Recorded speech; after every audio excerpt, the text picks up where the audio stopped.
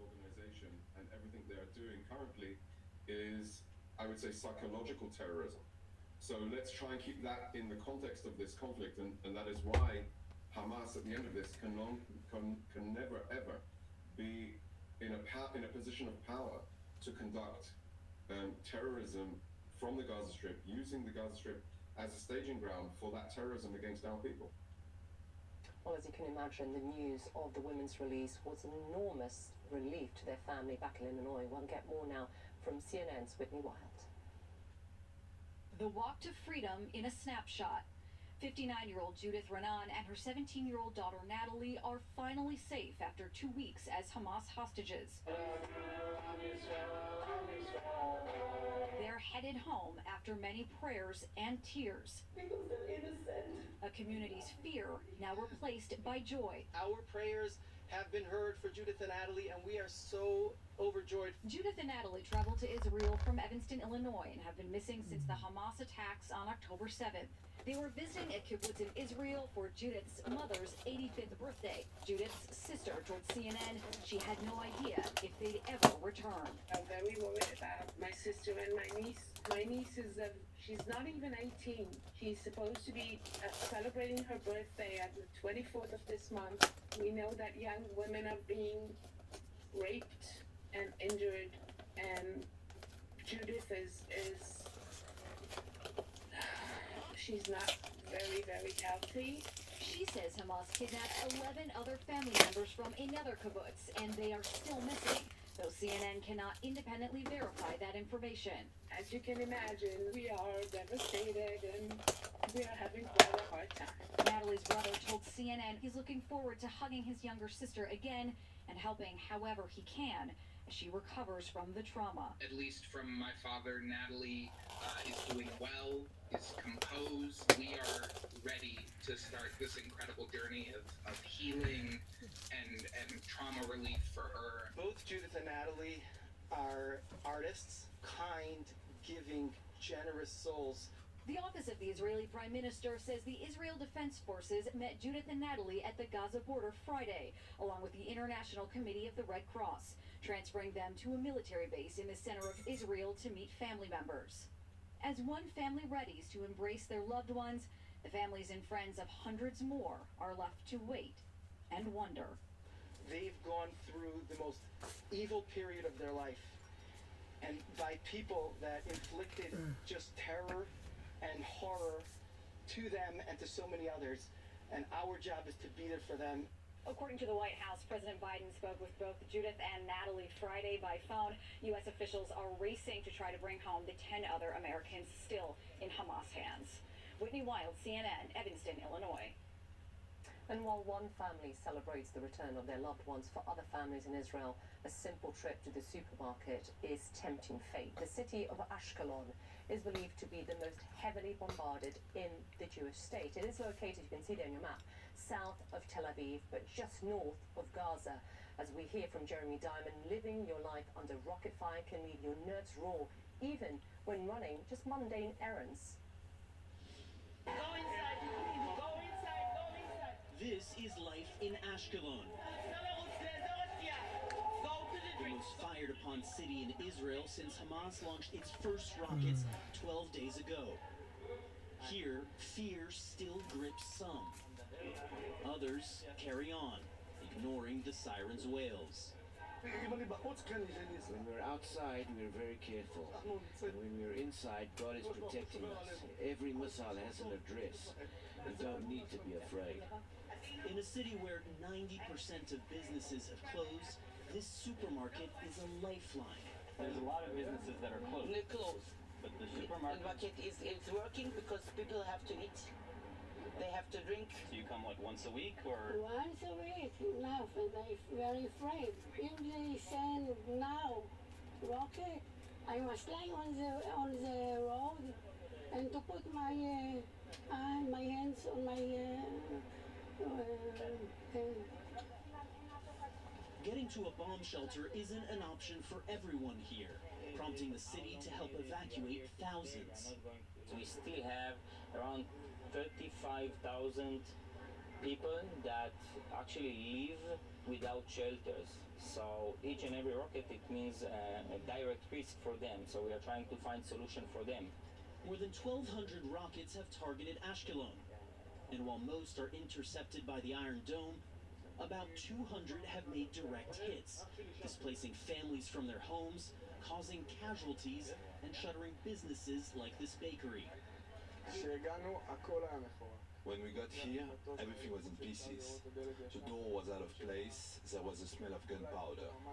A lot of nails and shrapnels were spread out. Everything was destroyed. We are starting to put things right. In the basement of an unassuming building, Ashkelon's CEO takes us into the city's emergency operations center, where officials try and shorten response times, tracking incoming rockets headed for the city. Rescue teams, police, ambulances, everything is going from here. So before the rocket even lands, you can see where it would land? Yes, we have some estimation where it's going to land. Until then, the first responders wait and pray. Jeremy Diamond, CNN, Ashkelon. Well, Israeli forces are standing by, ready to move into Gaza at any moment. We'll give you an inside look as preparations for a ground invasion ramp up. That's just ahead. And could Israel face new threats on more than one front? We look at concerns around Hezbollah and what that could mean in terms of a wider military strategy. Both those angles after this very short break. You are watching CNN.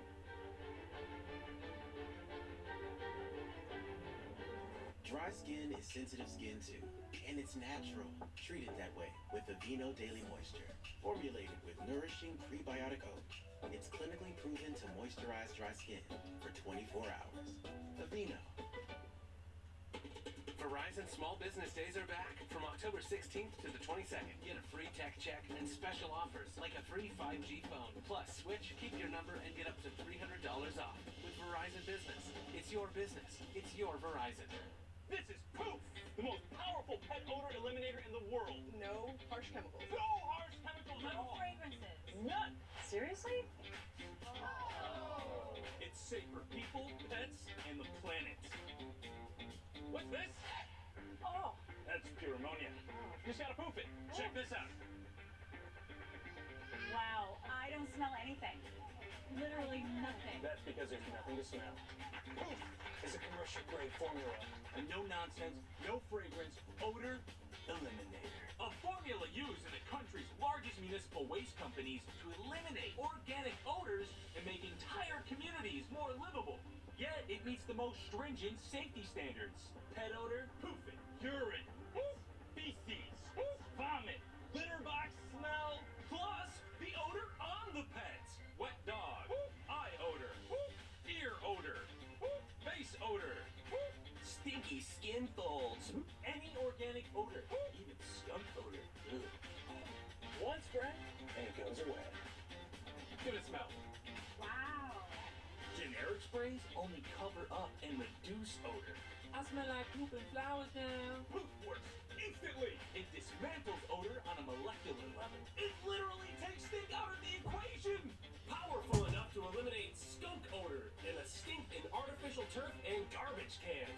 Yet safe enough to use on pet toys, their beds, even on them. So why waste money on any product that doesn't totally eliminate the stink? Call now and get a 32-ounce bottle of Poof for just $24.95 and get free shipping. And I guarantee you'll never use anything else again. Plus, get a free sample of Poof Laundry Odor Eliminator. Just one wash removes the toughest odors from your laundry and your washer. Get Poof on Amazon, Poof.com, Chewy.com, and select Walmart stores. If it's not Poof, it stinks. If you lived or worked at Camp Lejeune, North Carolina for at least 30 days from August 1953 through December 1987 and have been diagnosed with cancer, neurobehavioral effects, fertility issues, or more, you may qualify for financial compensation.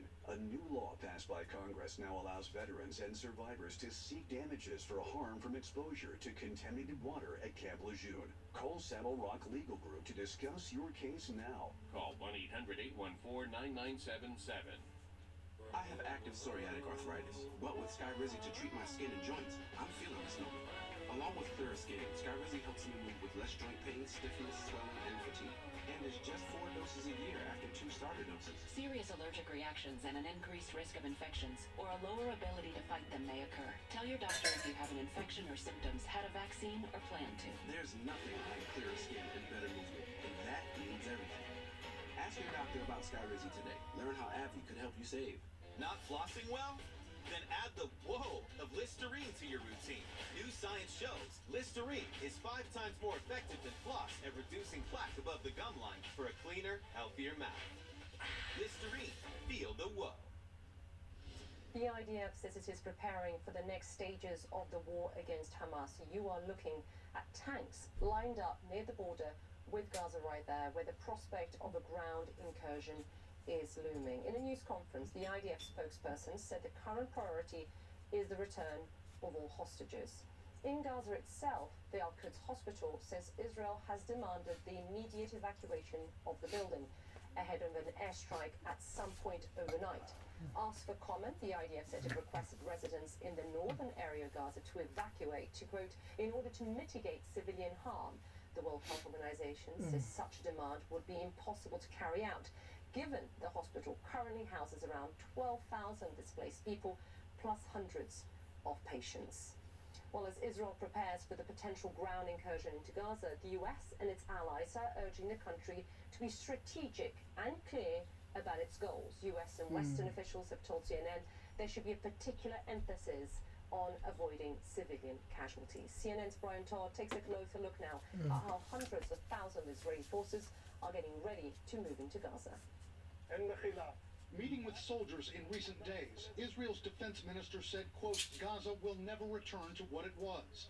An ominous signal of what's to come when Israel launches its expected ground invasion of Gaza. One of the biggest forces in the world who's prepared for entering a contested environment like this is the IDF.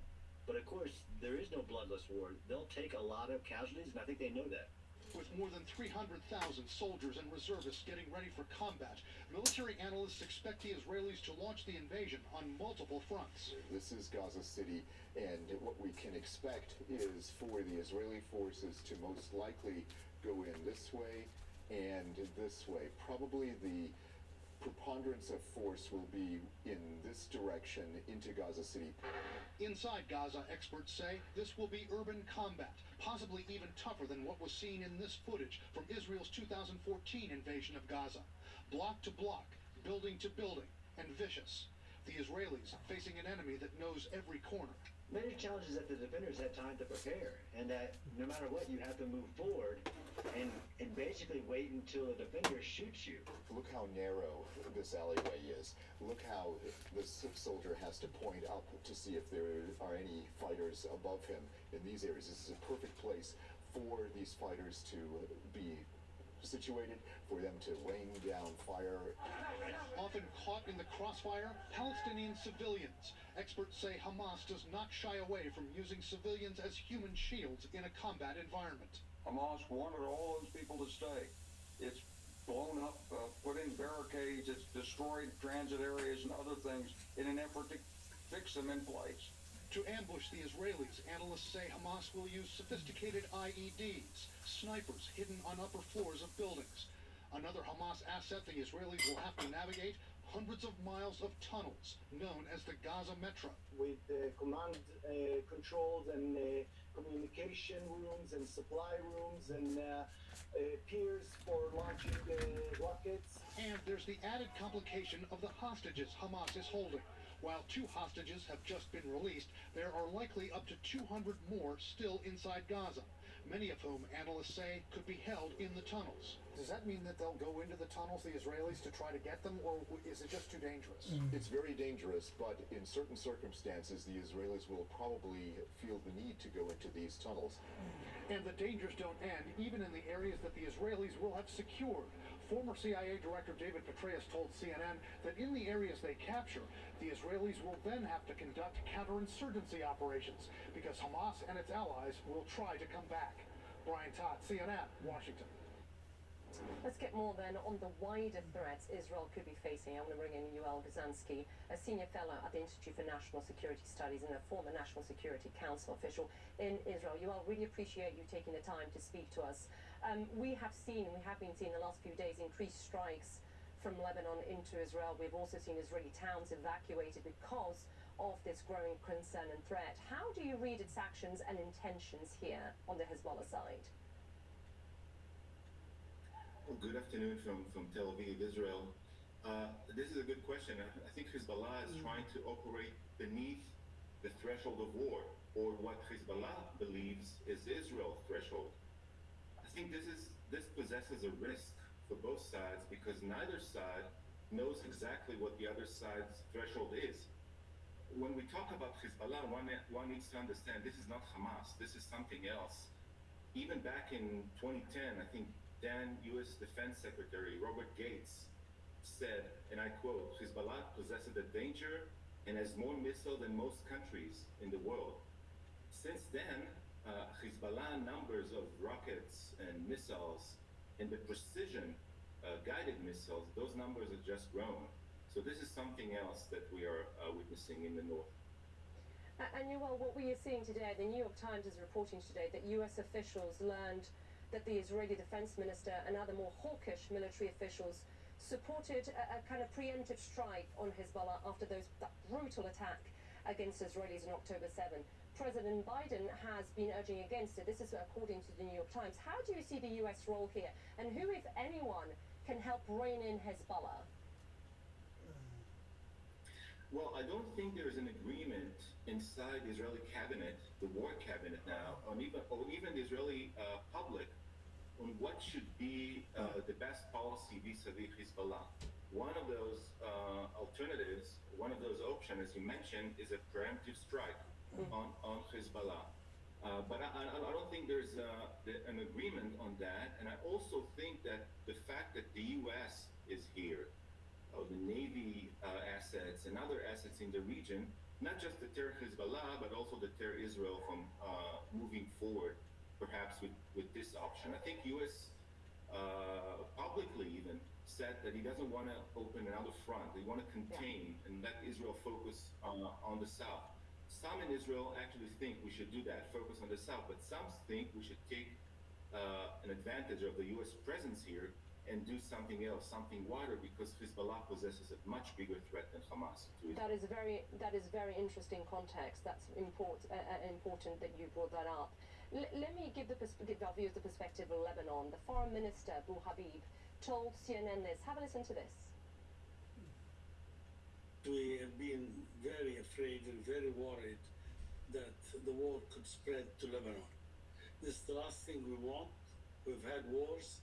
It's enough for us, and we're trying to have peace in southern Lebanon. So, I mean, Lebanon doesn't want war. So, help us make sense of this for our viewers around the world, because they're a part of it, but they're not really in it.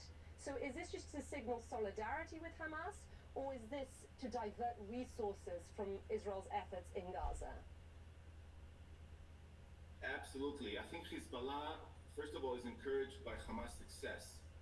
I think both Hamas and Hezbollah don't believe how much success they gained on October 7th. I think Hezbollah thinks that Israel is weak now, in a weak position, and it might take advantage of that. Also, it wants to show solidarity with Hamas and try to deter any IDF thinking from a ground entry into Gaza. But I think also that Hezbollah is restrained by several factors, and I named some of those factors. First of all, as you mentioned, the damage that the IDF response to Hezbollah aggression might cause Lebanon, not just Hezbollah, but the country of Lebanon. Also, I think Iran perhaps desire to preserve Hezbollah power, because Hezbollah represents some kind of a deterrent vis-a-vis Israel might Iran nuclear installation attack. And also, I think Hezbollah is in a different stage now, the last 2 weeks. First, because Israel military preparedness, and also the U.S. factor. I think if it does not affect Hezbollah calculation, it affects Iran calculations. Iran controls Hezbollah to an extent. Yeah, I also do wonder how much appetite there is domestically for another war. I mean, the country's facing grave domestic crisis at home, and I'm guessing any sort of military engagement would only worsen that. Yoel, really appreciate you taking the time to speak to us. Yoel Gazansky there from near Tel Aviv. We're going to take a short break. We're back after this.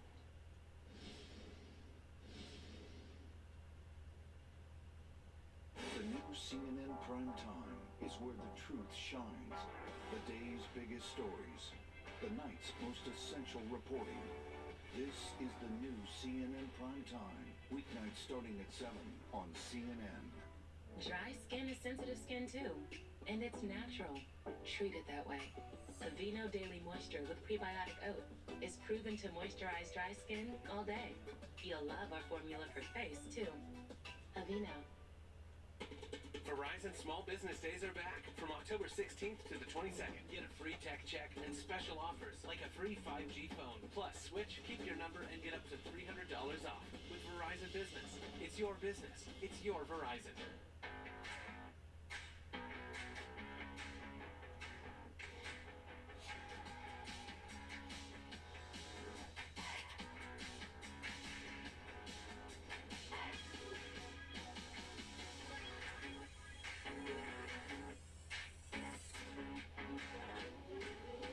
Create a backyard that's out of this world. Right now, save $50 on the MS250 chainsaw. Real steel. Find yours. With the Freestyle Libre 2 system, know your glucose level and where it's headed. No finger sticks needed. Manage your diabetes with more confidence. Freestyle Libre 2. Try it for free at freestylelibre.us. I brought in Ensure Max Protein with 30 grams of protein. Those who tried me felt more energy in just 2 weeks. Here, I'll take that. Ensure Max Protein. 30 grams protein, 1 gram sugar, 25 vitamins and minerals, and nutrients for immune health. I've been waiting for somebody just like you. Hoping, praying, run away to something new. My mistakes brought me to this place. I had to fall to get to you. Find your someone at elitesingles.com today.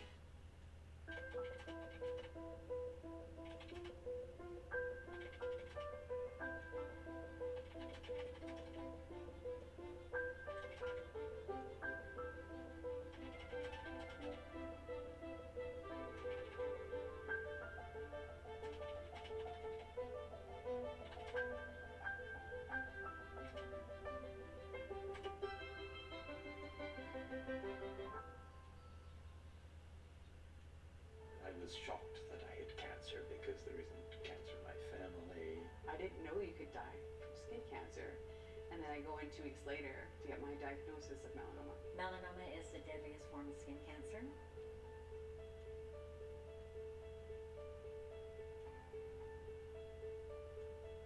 Protect yourself by being sun safe. Check yourself with monthly skin exams. Inform yourself. Skin cancer is real. Learn more at saveyourskin.ca. Welcome back, everyone. You are looking at the Rafah crossing at the Egypt-Gaza border. About 2 hours ago, it opened just long enough for 20 trucks carrying humanitarian aid, much needed, I must say, humanitarian aid, to pass into the Palestinian enclave.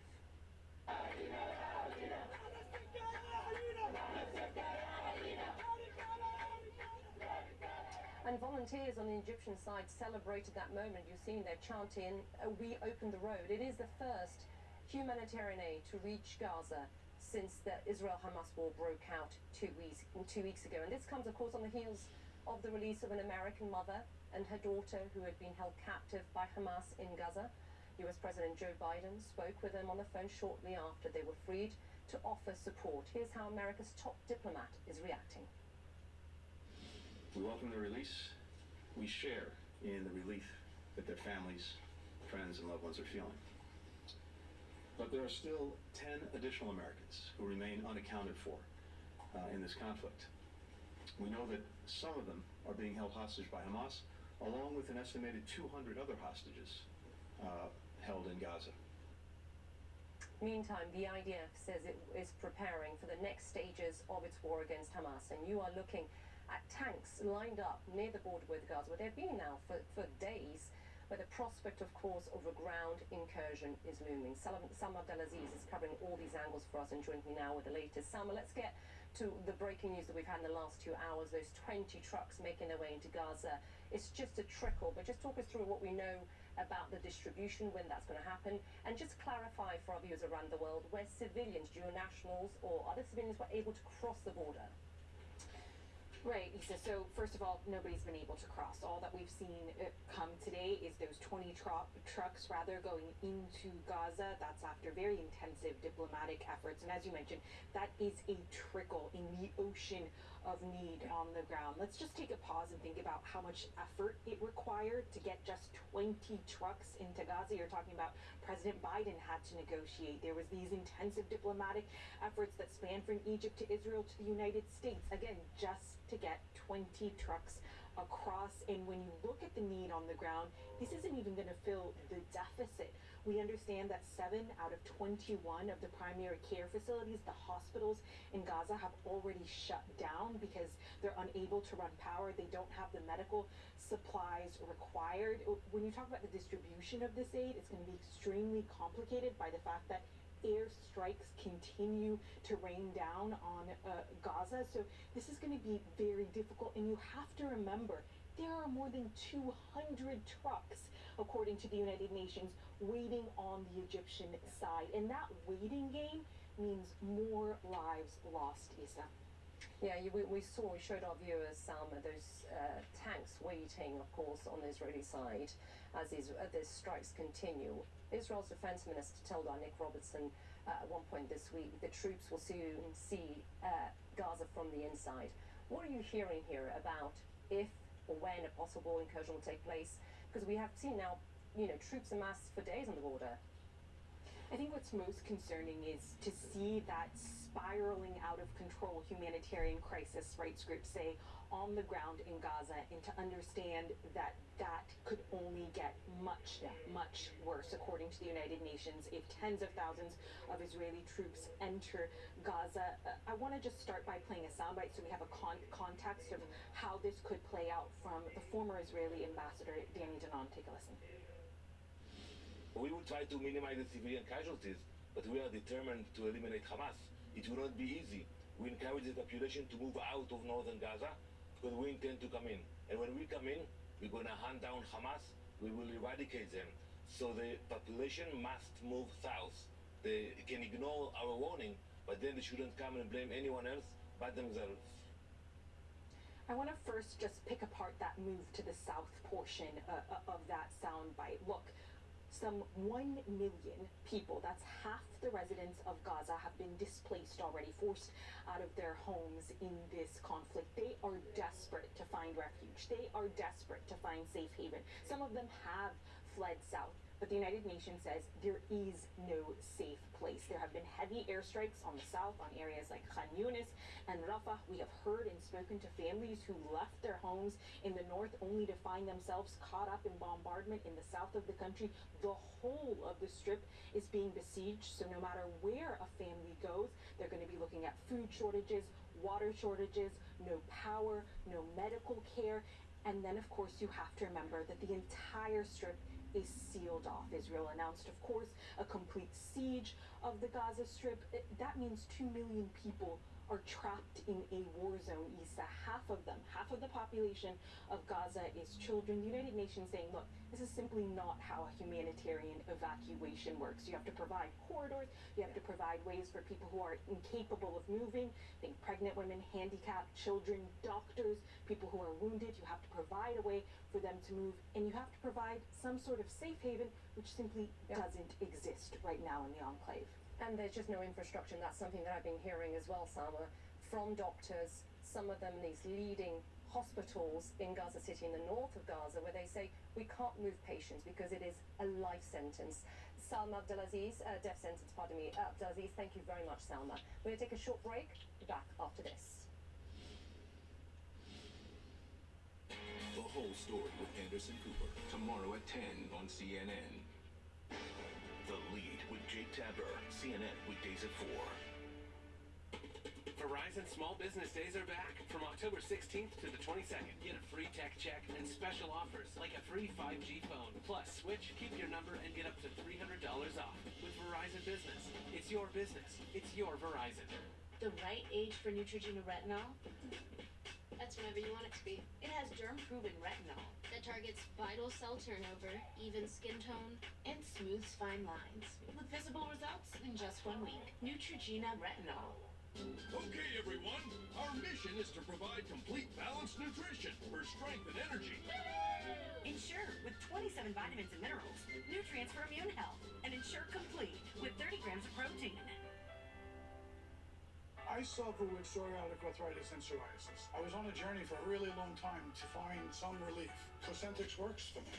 Cosentyx helps real people get real relief from the symptoms of psoriatic arthritis or psoriasis, serious allergic reactions, severe skin reactions that look like eczema, and an increased risk of infections, some fatal, have occurred. Tell your doctor if you have an infection or symptoms, had a vaccine or plan to, or if IBD symptoms develop or worsen. I move so much better because of Cosentyx. Ask your rheumatologist about Cosentyx. With the Freestyle Libre 2 system, know your glucose level and where it's headed without finger sticks.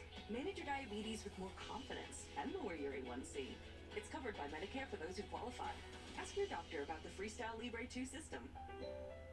Not flossing well? Then add the whoa of Listerine to your routine. New science shows Listerine is 5 times more effective than floss at reducing plaque above the gum line for a cleaner, healthier mouth. Listerine, feel the whoa. Are you certain about the entertainment? You kind of nailed it. Are you for imprint certain? Are you ready to rock? I got this. Certainty matters. For promotional products everyone will love delivered on time, visit 4imprint.com. 4imprint, for certain. Hi, I'm Peyton Manning, and I'm partnering with the American Red Cross this year to tackle blood shortages. Giving blood's important because every 2 seconds someone actually needs blood, and unfortunately only like 3% of the U.S. population donates. So we have to step up to give and make sure there's plenty of blood available for those in need. Visit redcrossblood.org to get in the game and make an appointment to give.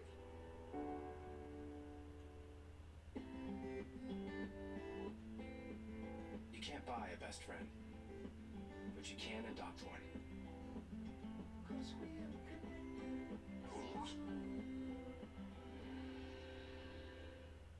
I'm Kara Scannell outside a New York State courthouse, and this is CNN.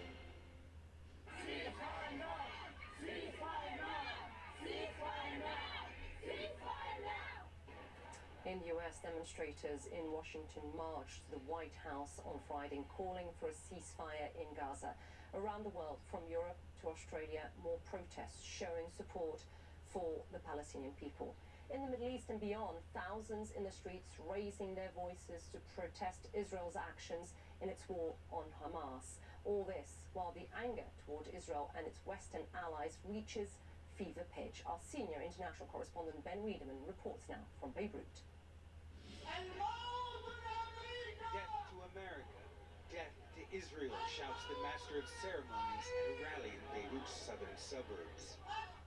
To a crowd of a few hundred supporters of Hezbollah and its Shia ally, the Amal movement, who don't want to be passive bystanders to the bloodshed in Gaza. Who want the resistance to liberate Palestine, Randa Mohammed tells me. Words and slogans like these are not new, yet as the death toll in Gaza soars, passions are reaching the boiling point. Earlier this week, twice, protesters north of Beirut tried to reach the American embassy, stopped only by riot police firing tear gas and water cannon. In Egypt, a rare unauthorized demonstration demands Arab regimes act to stop Israel's war on Hamas in Gaza. In Jordan, a country where many trace their roots back to historic Palestine, they call on the government to shut the American and Israeli embassies. But in Lebanon, it's not only protests on the border with Israel, it's just a notch below war. In South Lebanon, every day, Hezbollah is striking Israeli targets 4, 5, 6 times a day. Here in Beirut, they're holding rallies, talking about doing more, but so far, it's just talk. Hezbollah's main backer, Iran, has threatened to open a new front. Notably silent is Hezbollah's leader, Hassan Nasrallah, who hasn't uttered a word since the war began. I asked Hezbollah parliament member Ali Ammar if his group is ready to go to war with Israel. The answer to that will come later, he replies. The daily Hezbollah attacks on the border are a hint of what that answer could be. Ben Wiedemann, CNN, Beirut. We are taking a short break and we're back after this. Not flossing well? Then add the whoa of Listerine to your routine. New science shows Listerine is 5 times more effective than floss at reducing plaque above the gum line for a cleaner, healthier mouth. Listerine, feel the whoa. With the Freestyle Libre 2 system, know your glucose level and where it's headed. No finger sticks needed. Manage your diabetes with more confidence. Freestyle Libre 2. Try it for free at freestylelibre.us. Verizon Small Business Days are back from October 16th to the 22nd. Get a free tech check and special offers like a free 5G phone. Plus, switch, keep your number, and get up to $300 off with Verizon Business. It's your business. It's your Verizon. Hi, Phil Swift here for Flex Super Wide Duct Tape. This is no ordinary duct tape. Just check out how wide this is. It has a tough reinforced backing that's super strong, but it still can be torn by hand. And a thick, powerful adhesive that bonds to metal, glass, PVC, all types of surfaces. And it's water resistant, so once it sticks, it keeps its grip. Our super wide duct tape can be torn to any size, so there's absolutely no waste. Rip a thin strip for small repairs, or use a super wide strip for those giant jobs. Flex duct tape is so strong that just one super wide strip can lift this 500-pound safe. Plus, it can be removed and repositioned and still holds on tight. Temporary auto repairs go from this to this. Organize messy wires and go from this to this. Tears in furniture go from this to this. Now you can seal up drafty windows and all types of ductwork, or reinforce heavy boxes. To show you the power of our Flex Super Wide duct tape, we built this metal frame, wrapped it, covered it, and sealed it with only our super wide duct tape. Introducing the Flex Super Wide Duct Tape Rainbow. Not only can it speed across the water, but our super strong water-resistant backing can take the pounding, and our powerful adhesive holds the entire rainbow together. Now that's what I'm talking about. Woohoo! Forget ordinary duct tapes. Get our new high-performance Flex Super Wide duct tape. The right age for Neutrogena retinol? That's whenever you want it to be. It has germ-proven retinol that targets vital cell turnover, even skin tone, and smooths fine lines, with visible results in just 1 week. Neutrogena retinol. I brought in Ensure Max Protein with 30 grams of protein. Those who tried me felt more energy in just 2 weeks. Here, I'll take that. Ensure Max Protein. 30 grams protein, 1 gram sugar, 25 vitamins and minerals, and nutrients for immune health. Hit it!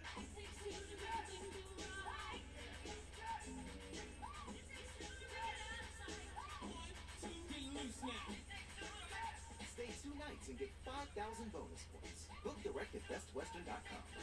Closed captioning is brought to you by Page Publishing. Want to publish a book? We'll review your manuscript for free. If you've written a book, Page Publishing can help you through the process. We cut through the confusion of the publishing world to make it easy for you. Call 800-563-0741. Well, as the war against Hamas enters its 3rd week, it seems children often suffer the most, and the stories are really heartbreaking. We have to warn you, this next story contains graphic images some viewers may find disturbing. Jamal Karachi reports.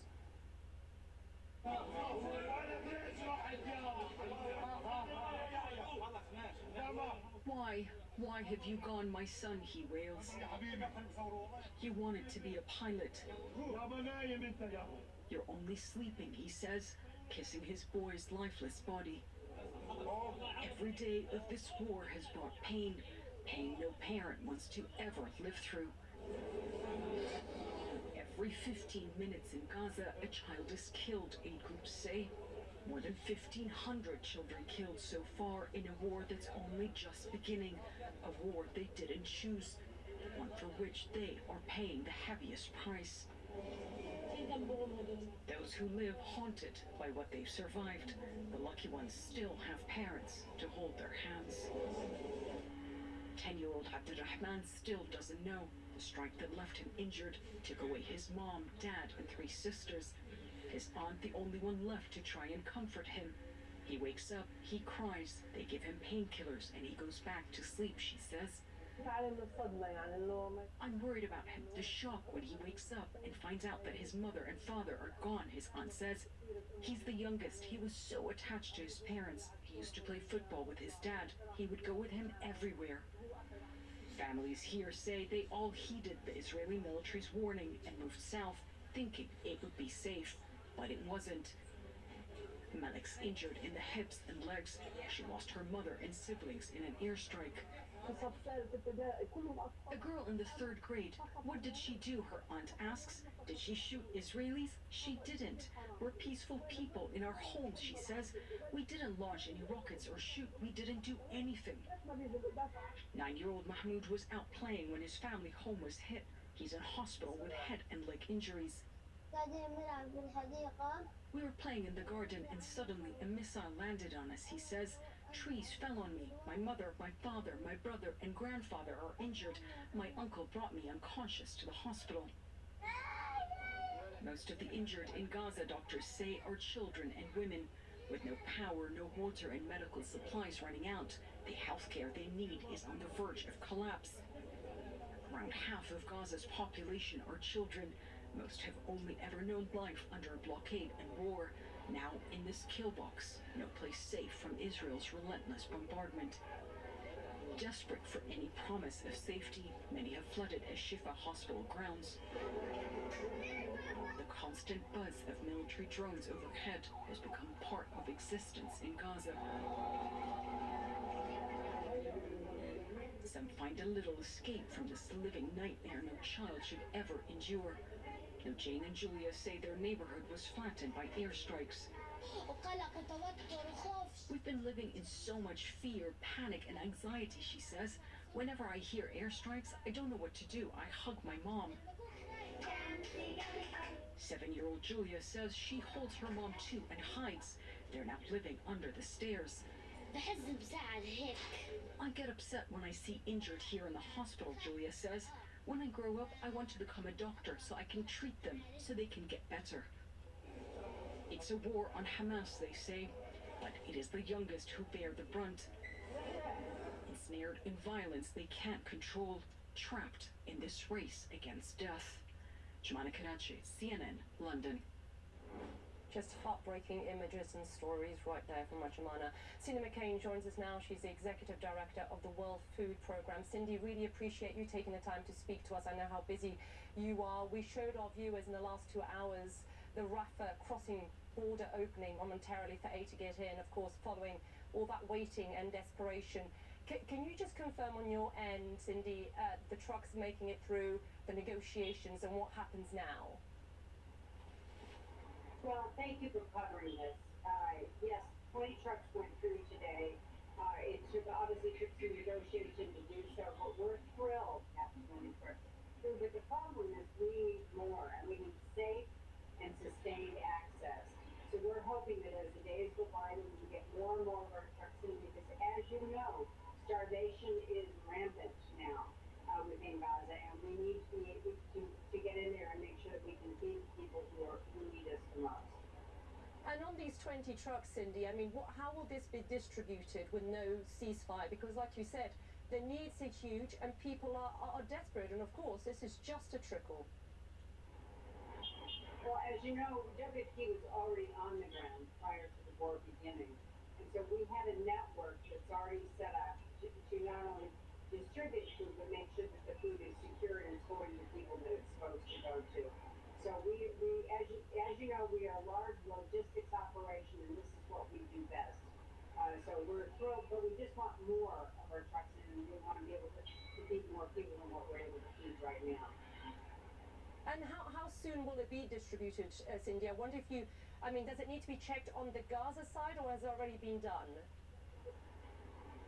Well, my understanding is that it's already been done, but again, I don't have that accurate information. But from what I could see on TV, the trucks are rolling smoothly, and the transfers being made to the other trucks very, very smoothly and very evenly. So that's good.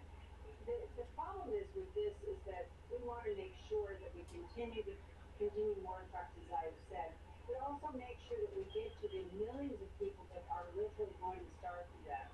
We need to make sure that by the end of this year, we have $100 million to be able just to sustain what we're doing there. It's a tough place to be right now. Yeah, and like the UN has said, this is a matter of life and death, and I understand there are something like 219 trucks waiting on the other side. So I'm guessing the hope here, Cindy, is that this isn't a one-off. So talk to the next stage then, making sure that this is a sustainable effort to keep the supplies going. What are you hearing? Well, I'm hearing just that it's going to continue. This cannot be the last convoy. It simply can't. There are too many lives at stake here. And so I've also been watching the peace conference, so I'm hoping that between all of the people that are in leadership positions with this, that they will remember that the most important thing is that we get in there with food and medicine and life-sustaining items so we don't lose any more people than we already have. And just before we came to you, we showed our viewers a report from Jamana Karachi, a really heartbreaking report, showed just the spiraling humanitarian situation on the ground. What are your teams been telling you, Cindy? Just paint us a picture. Oh, it's catastrophic. It really is. I mean, not just with the lack of food, but now water, electricity, fuel. It's like a perfect storm of a humanitarian disaster. And we cannot let this continue. There's too many lives at stake, there's too many children at stake. And once again, as we know, women and children take the brunt of these things. Yeah. So we're hoping the WFP can get in with not only our emergency food that we do, that's high nutrition, high energy, but also with our other sustaining foods that people can use from a longer term standpoint. We also do cash-based transfers, but as you know, the stores are very limited right now as to what's available for people to actually buy.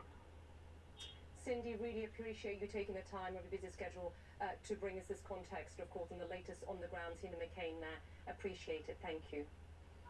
And before we go, if you'd like to help the humanitarian relief efforts for Gaza and Israel, head to cnn.com/impact. There you will find a list of vetted organizations answering the call on the ground. That's at cnn.com/impact. And that does wrap this hour of CNN Newsroom. I'm Isa Suarez in London. CNN This Morning is next with more of our ongoing coverage of Israel at war. Thank you for your company. Have a good day.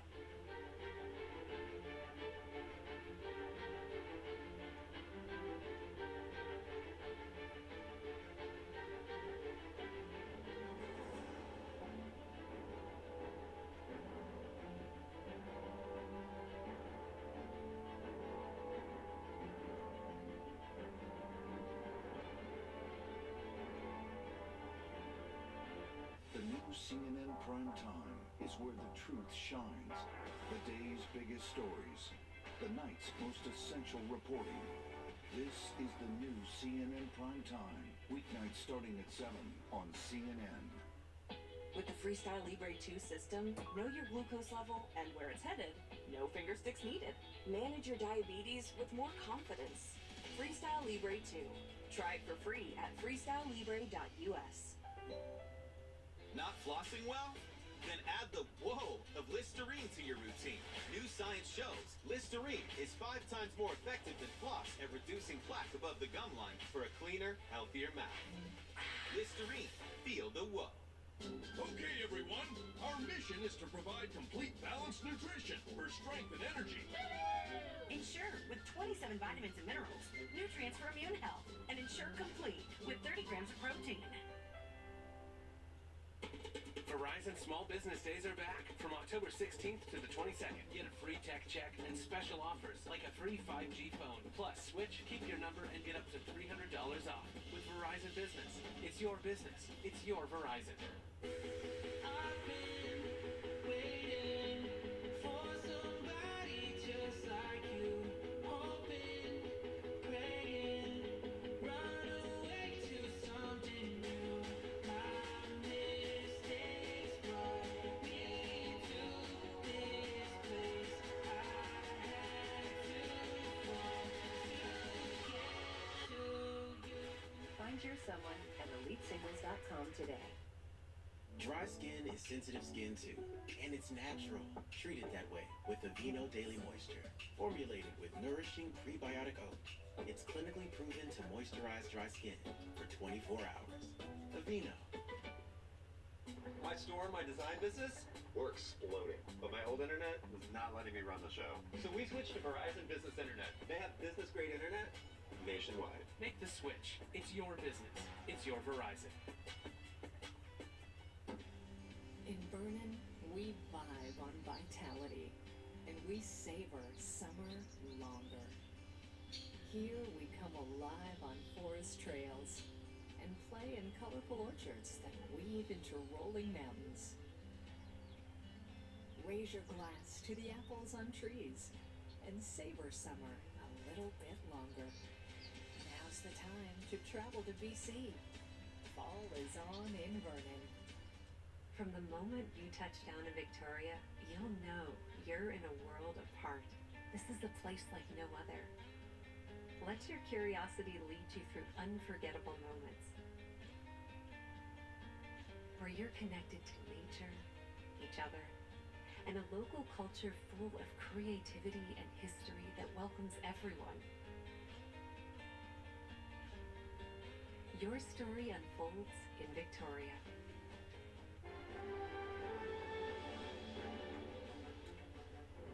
Good morning. Welcome to CNN This Morning. It is Saturday, October 21st. I'm Victor Blackwell. And I'm Amaral Walker. Thank you so much for joining us this morning. We begin with breaking news. And for the first time in weeks, aid has made its way into Gaza. This morning, the Rafah border crossing between Egypt and Gaza has opened, but not for long. 20 aid trucks made it through the crossing before it was closed again. Before the trucks arrived, Hamas-controlled media said the trucks were carrying medical supplies and canned food. It has been now 2 weeks since Hamas launched its attack on Israel, and now the IDF says it is preparing for the next stages of the war. IDF tanks are lined up near the border with Gaza, where the prospect of a ground incursion is looming. Now, in Gaza, the Al-Quds hospital says Israel has demanded the immediate evacuation of the building ahead of a possible strike. The World Health Organization says that would be impossible to carry out because the hospital currently houses around 12,000 displaced people, plus hundreds of patients. Also, an American woman and her teenage daughter are free after their surprise release late last night. 17-year-old Natalie Ronan, who just graduated high school, and her mother Judith are from Illinois. They were visiting family at a kibbutz close to Gaza when they were taken hostage by Hamas. In a news conference, the IDF spokesperson says the current priority is to return all of the hostages. CNN Chief International Correspondent Clarissa Ward is joining us now from Egypt. Clarissa, you were in the thick of it where people were waiting there on the Gaza side of the Rafah border crossing. It just opened momentarily this morning. Walk us through what happened, and of course, I would imagine the logistics of getting this limited amount of aid to the people who desperately need it is going to be quite complicated. That's right, Amber. Just to clarify, we were on the Egyptian side of the Rafah border crossing yesterday. That was when the hope was that those trucks would start to move. They didn't, but about 10 o'clock this morning, local time, those 20 trucks of aid did manage to go through. Basically, they go into the sort of no man's land, they unload, the aid is loaded onto a Palestinian truck, which then goes inside Gaza. I want to be very clear, though, Before this war, before 2 weeks ago, approximately 455 trucks of aid would arrive in Gaza every single day. You've now had 2 weeks of no aid, followed by 1 day of 20 trucks. This is a drop in the ocean. The World Food Program saying that this aid can maybe meet the needs of some 30,000 people, and they need to meet the needs of 900,000 people. So the UN is very emphatic about this. They are hoping that this is just the very first sign of things to come, and that tomorrow or on Monday, UN trucks, because these trucks were Egyptian Red Crescent trucks, UN trucks from Monday will be able to start moving through that border in a sustained and continuous humanitarian corridor. Now, one of the issues here, or one of the several kind of obstacles, is the issue of fuel. The IDF has already said there was no fuel or petrol in this 20 trucks worth of aid. There are reservations on the Israeli side about allowing fuel in, but from the humanitarian organization side, fuel is essential. Fuel is what's powering the generators that are keeping the hospitals functioning to the extent that they are even functioning. Without that fuel, generators can't work. There's no electricity at present in Gaza. And so they're emphatic that fuel needs to be part of these aid deliveries, as well as water, food, and medicine. So still several other wrinkles to be ironed out as well. There have been some disagreements over the issue of verification. The Israelis want to have eyes on every single truck to be able to verify that there is no weaponry or anything like that in these trucks. They're trying to set up the mechanism to do that. Where does it happen? Who is the person to have eyes on it? What is the system in place? How can it be expedited? All of this takes time. Time is what the people of Gaza do not have, but at least some relief, some small piece of relief for people inside Gaza today with the arrival of those 20 trucks. Amra, Victor. And those Israeli suspicions of potentially weapons in these trucks, the need for, or their decision not to allow fuel in because it could reach Hamas, does that explain why just 20 of the hundreds of trucks in queue there were allowed in? I mean, why just those 20? So I think that basically the 20 was a number that Secretary of State Blinken and President Biden and various other actors who have been sort of furiously involved in this shuttle diplomacy to make this happen. 20 trucks was the sort of opening number, the sort of test or trial balloon, if you will. Let's just get 20 trucks in. Let's see how it can be done. Let's see how it goes. And then let's try to broaden that and get more trucks in. And ideally set up, they had talked about setting up this so-called humanitarian zone in the southern part of Gaza where hundreds of thousands of people could potentially take refuge.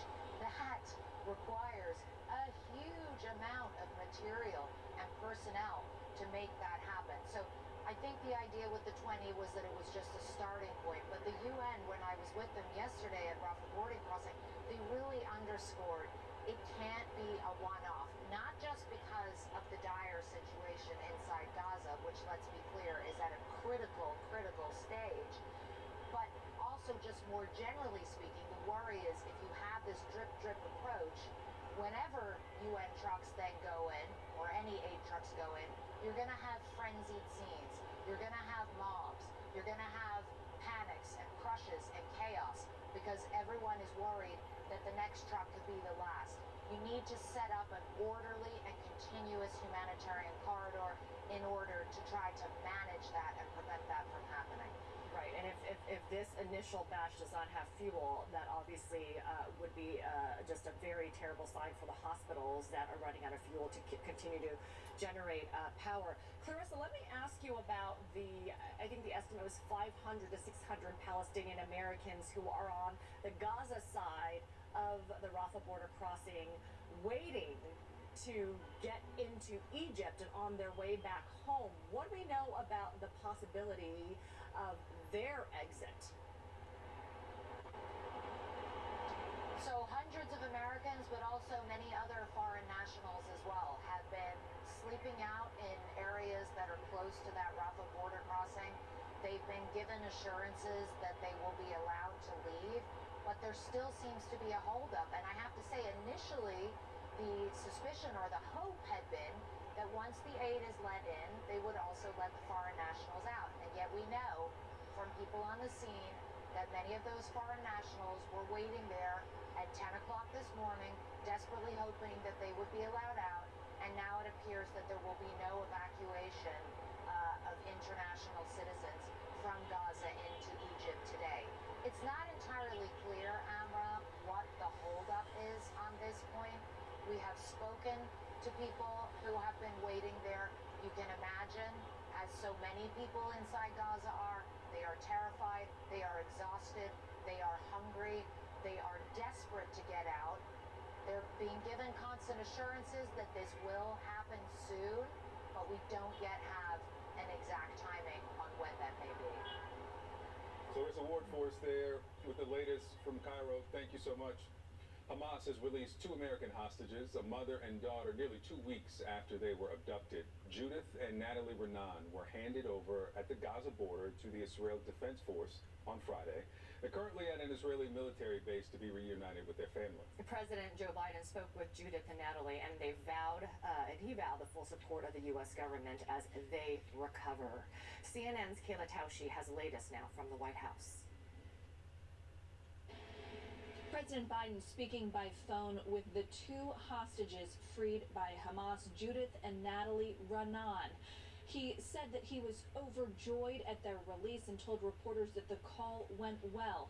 In a statement, he said he pledged the full support of the U.S. government and said our fellow citizens have endured a terrible ordeal these past 14 days, and I'm overjoyed that they will soon be reunited with their family, who has been racked with fear. These individuals and their family will have the full support of the United States government as they recover and heal, and we should all respect their privacy in this moment. It's a rare triumph for the administration after 2 weeks of violence and tensions in the Middle East.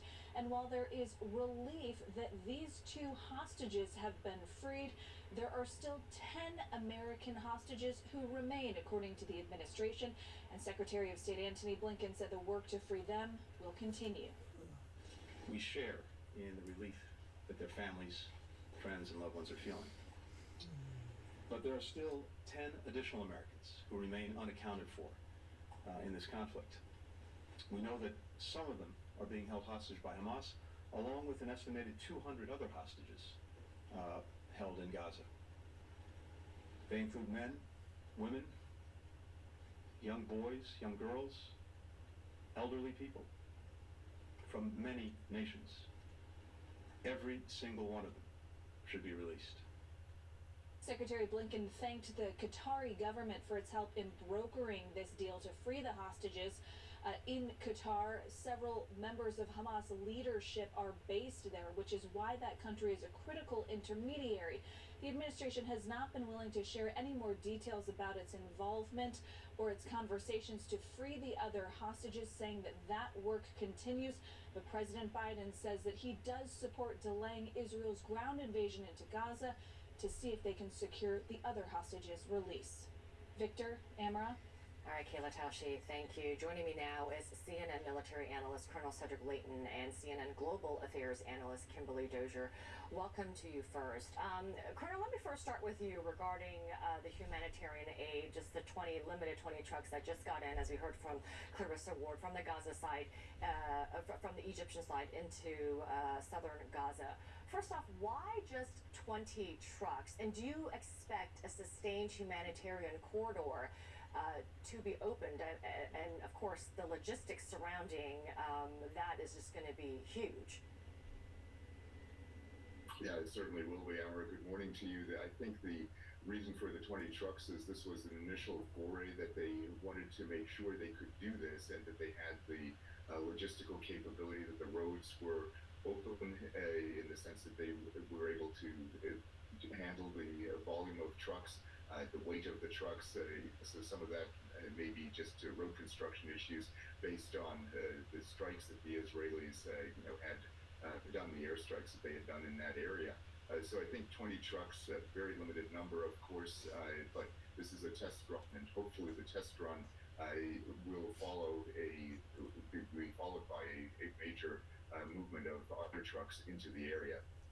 Kimberly and Clarissa raised a really good point, right, in terms of the security and trying to prevent any chaos there as the humanitarian aid is being distributed. I mean, if it's just a drip and people don't know that more is coming, this could become a free-for-all. I mean, people can die. I guess talk to us about, again, the logistics and also the security concerns that have been expressed by Israel, because they want to be able to check every single truck that's getting in to prevent any munitions or weapons from getting into the hands of Hamas. Well, they can't check every truck. They are not present at that border crossing point, so they're going to have to rely on Egypt to check the trucks coming in. This is a border crossing point controlled by Hamas officials on one side and Egyptian on the other, but there was some Israeli airstrike damage nearby on the Gaza side. The Egyptians had sent repair crews through to repair that, so to double down on what Colonel Leighton was saying, yes, they probably had to make sure that those repairs were going to hold before they send a whole bunch of trucks through. But the other thing that's happening is I don't think that Egypt and the other Arab countries want to reward President Biden and Israel right now with more than 20 trucks. There is a peace summit going on today in Cairo with more than 30 countries.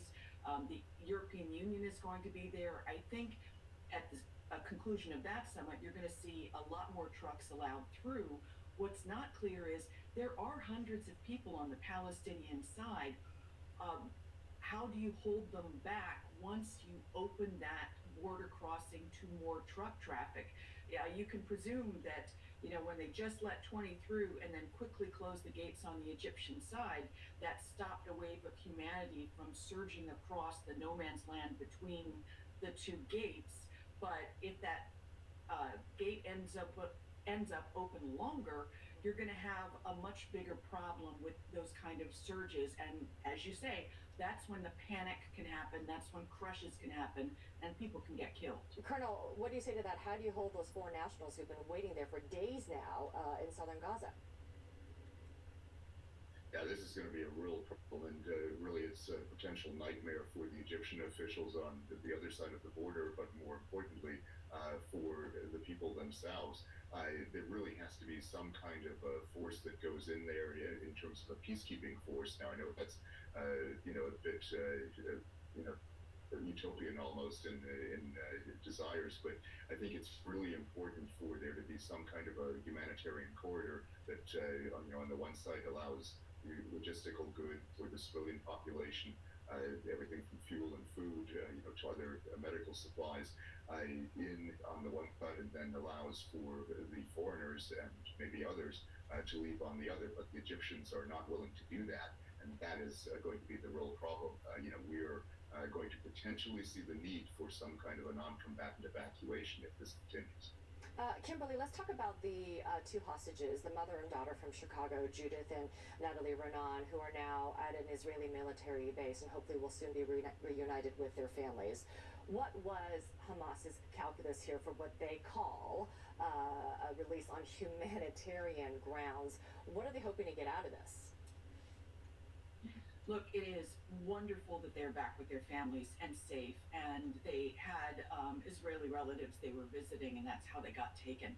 But I think Hamas's calculus is that, there are 10 American hostages left, roughly.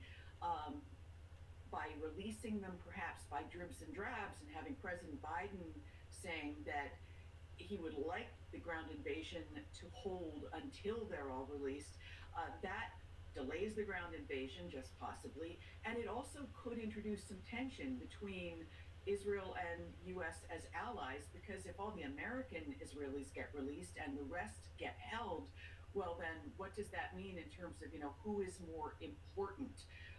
That could inspire some bitterness on the Israeli side. I don't think, though, that the Hamas calculation on that is going to hold in terms of inspiring enmity between the two. But it could delay some sort of invasion. The ground troops are poised and ready to go. And each day they think they've found where many of the pockets of hostages are, and each day that they delay is another day that those hostages might get moved again, and they might not be able to effect their rescue. Cedric, Colonel Cedric, we just have a few seconds here. If you could weigh in on why you think these hostages were released, and this is a good sign of more releases to come? Yeah, I think what Hamas is saying is they don't want to fight with the United States at this moment in time. And, Kimberly's exactly right. This delays the invasion. So delay the invasion, don't fight with the U.S., keep the fight with Israel for the moment. That's, I think, what Hamas's calculus is.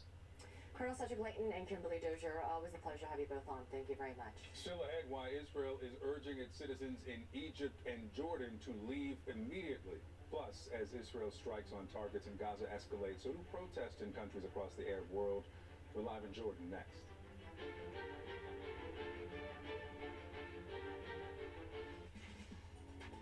Stars Play in Abu Dhabi is the region's leading streaming service that brings you the magic of films and the excitement of sports to your favorite device, be it television or your mobile phone. With a business like ours, we need a range of talent from technology as well as creative. We found Abu Dhabi to be our hub for accessing that type of talent. Sometimes Jonah wrestles with falling asleep, so he takes ZzzQuil, the world's #1 sleep aid brand, for a better night's sleep. So now, he wakes up feeling like himself, the reigning family room middleweight champion. Better days start with ZzzQuil nights. I love my Knicks. I could not live without them. Having period underwear makes life so much easier. I don't think I could ever go back to just using pads and tampons. Just throw them in the laundry and it's super easy. KNIX. Knicks. At AG, we believe that nourishing your whole body is key to unlocking your vitality as you age, allowing you to thrive both physically and mentally. This is foundational nutrition made simple with AG1. Introducing Senecot Laxative Gummies. I'm the easy way to relieve occasional constipation overnight. Just take before bed, and the next morning, It's showtime! And I've got mixed berry flavor. Senecot Laxative Gummies. Easy relief, the gummy way. At Granger, we're for the ones who pay attention to every little detail. We're the same way, offering access to product experts to help you quickly and easily find what you need. Call, click Granger.com, or just stop by. Granger, for the ones who get it done.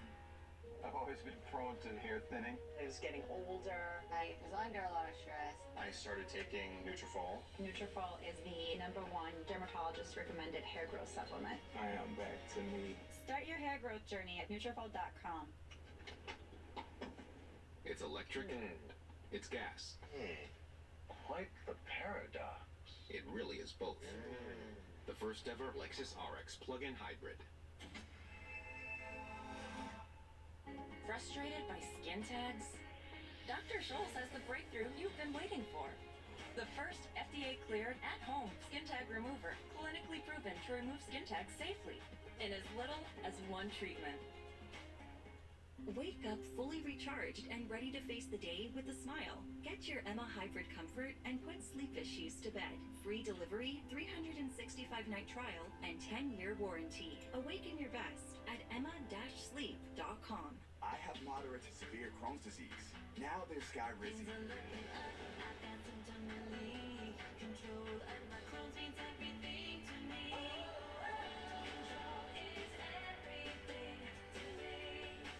Feel significant symptom relief with Skyrizi, including less abdominal pain and fewer bowel movements at 4 weeks. Skyrizi is the first and only IL-23 inhibitor for Crohn's that can deliver both clinical remission and endoscopic improvement. The majority of people on Skyrizi achieve long-lasting remission at 1 year. Serious allergic reactions and an increased risk of infections or a lower ability to fight them may occur. Tell your doctor if you have an infection or symptoms, had a vaccine or plan to. Liver problems may occur in Crohn's disease. Ask your gastroenterologist how you can take control of your Crohn's with Skyrizi.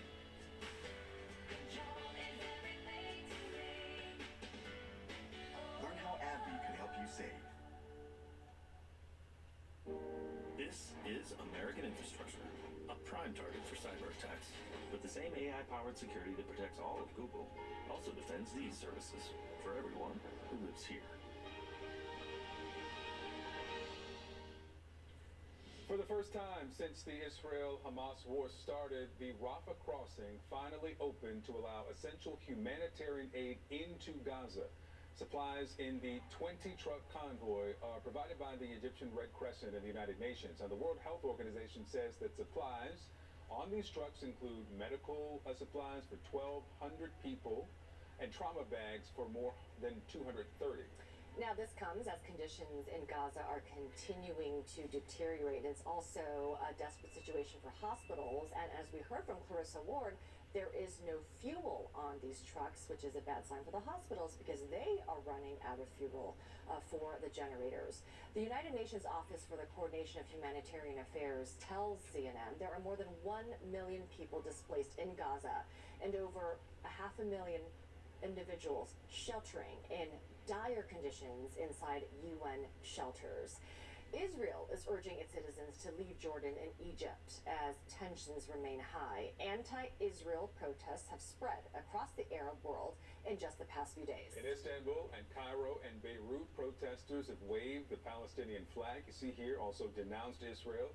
CNN's Nada Bashir joins us now from Amman, Jordan. Tensions are high, have been high now for 2 days between Israel and its neighbors.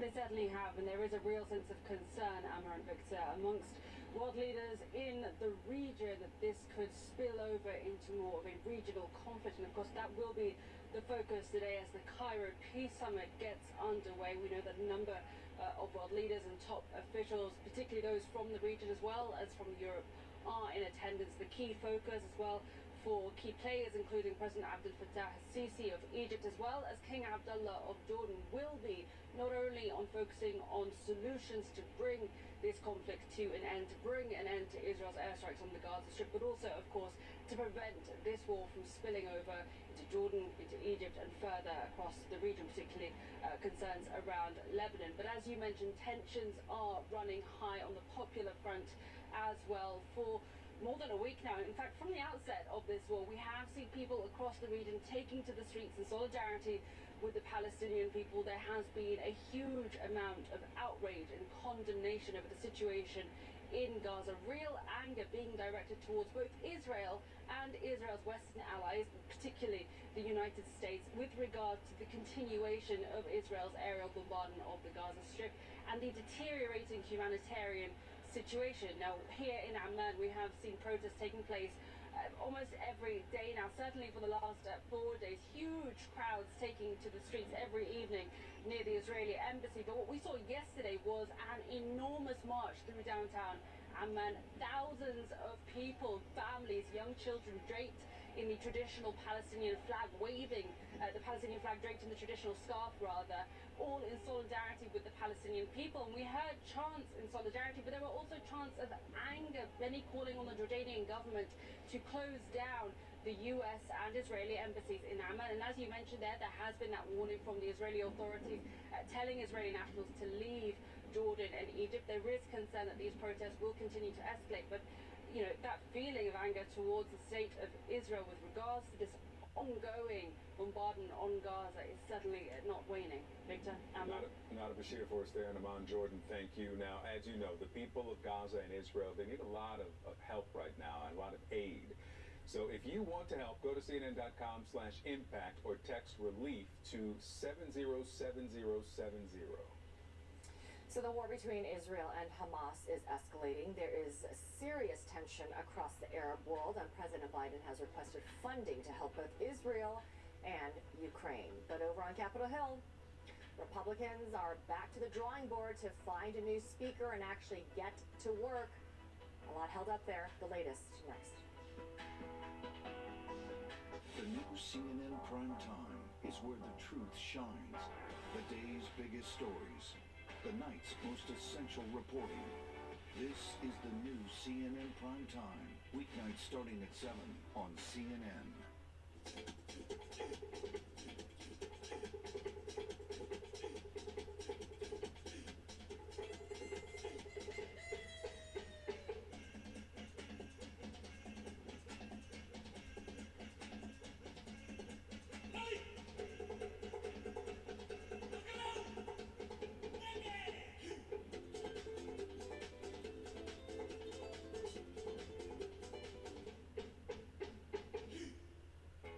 used to hide his smile.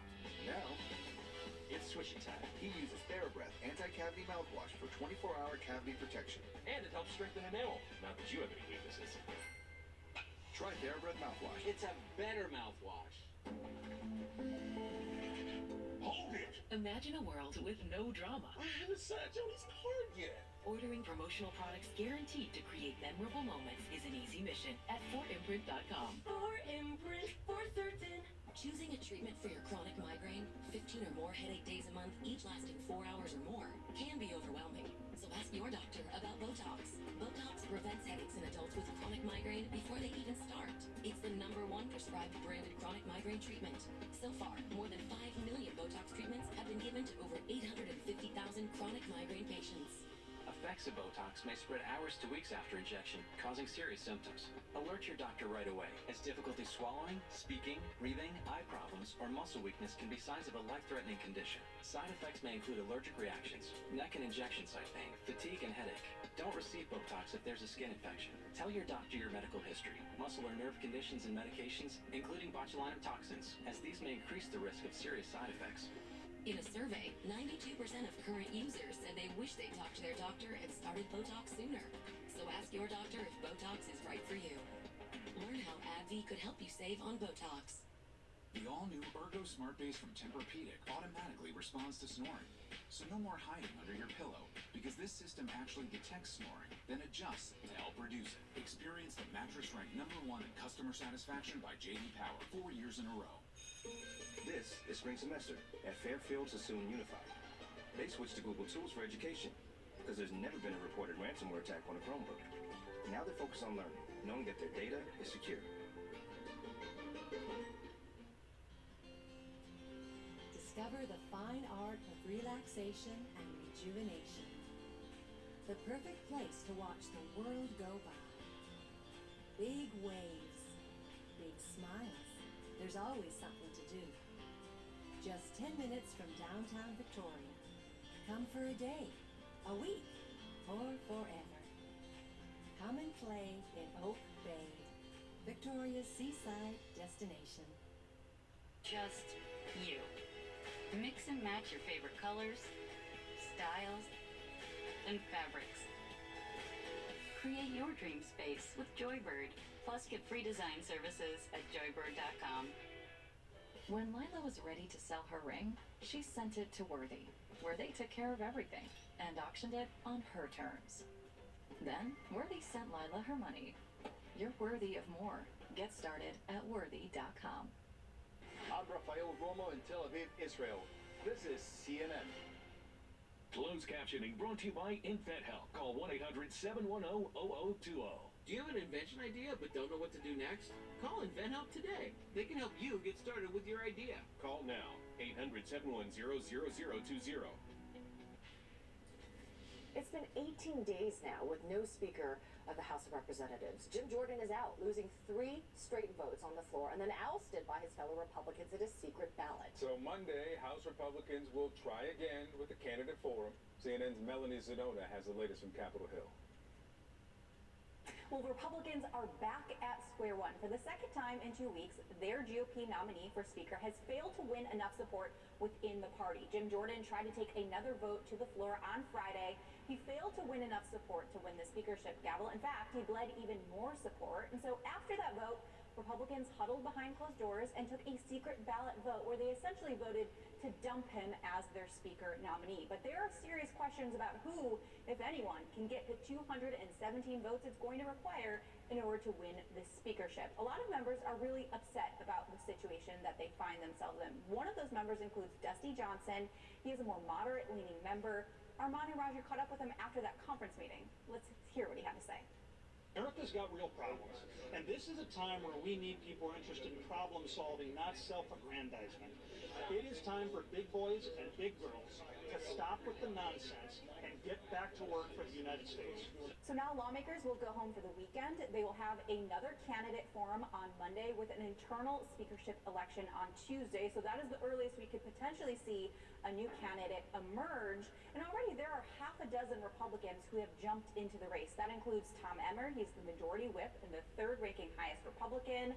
Byron Donalds, a Florida Republican who's also a member of the far-right Freedom Caucus, and Kevin Hern, who leads the Republican Study Committee, which is the largest conservative caucus in the House. But as of right now, it is shaping up to be a messy, competitive race. These candidates have not had a head start, so it's going to be a while before anyone is able to unify around a candidate in the party. But as of right now, no speaker, no consensus, and no ability to govern.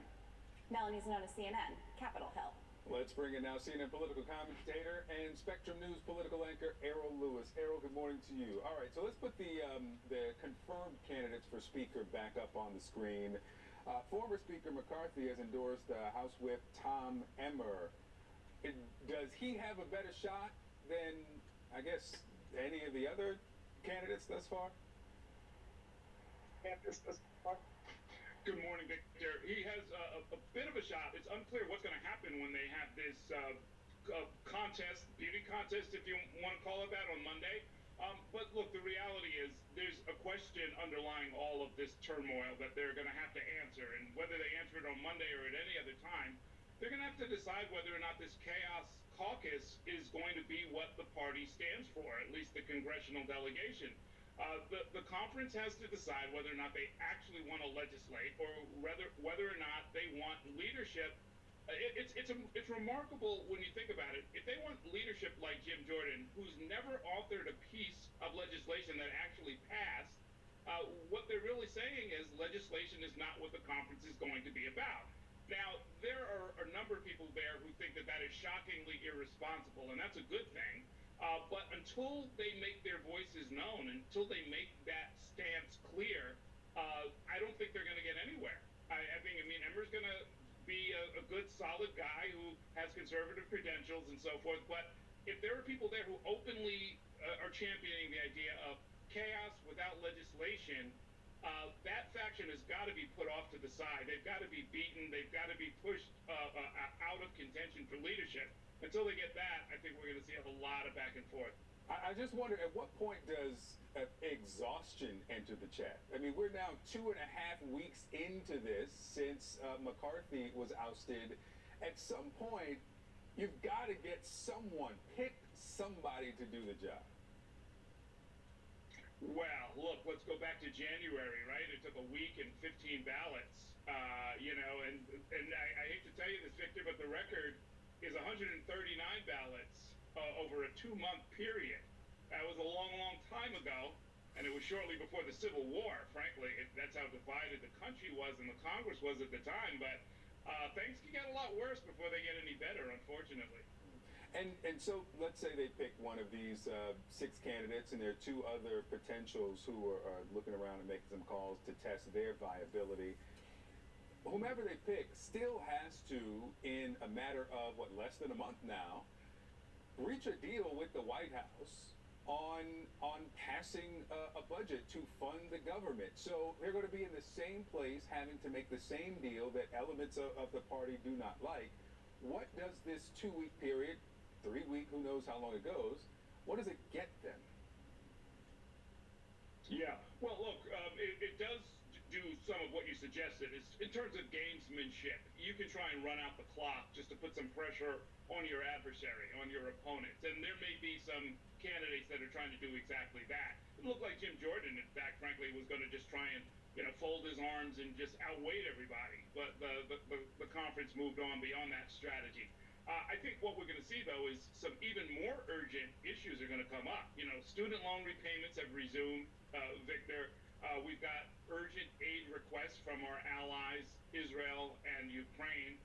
There are other issues. The package that the president put forward also included a lot of money for border security, which the border states are going to be very concerned about. So, this can't go on but so much longer. And those who want to delay, again, as a strategy, I think are going to find that that strategy is just not going to work. We have to have a functioning Congress.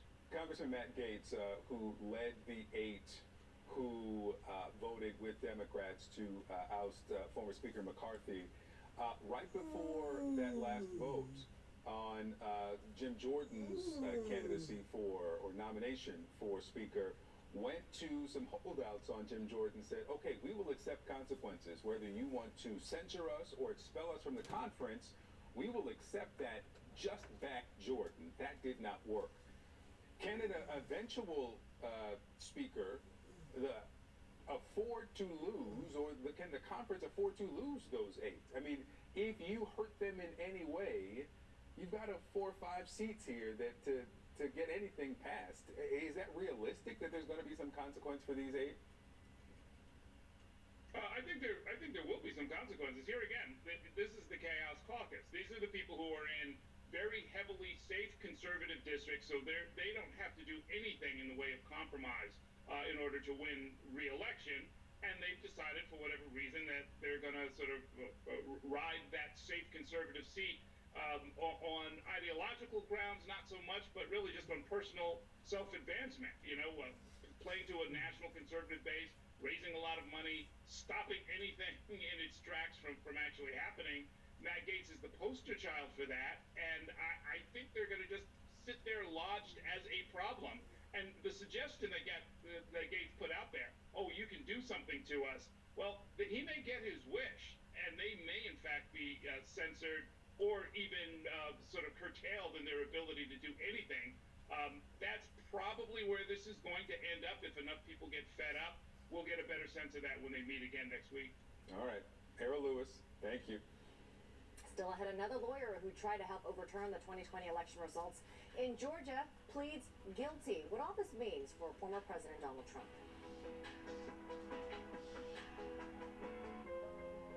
What you're seeing today is a successful eye surgery. And this, the dedicated hours of virtual training that made it happen. Academic advancements are being achieved every day through collaborative hands-on learning.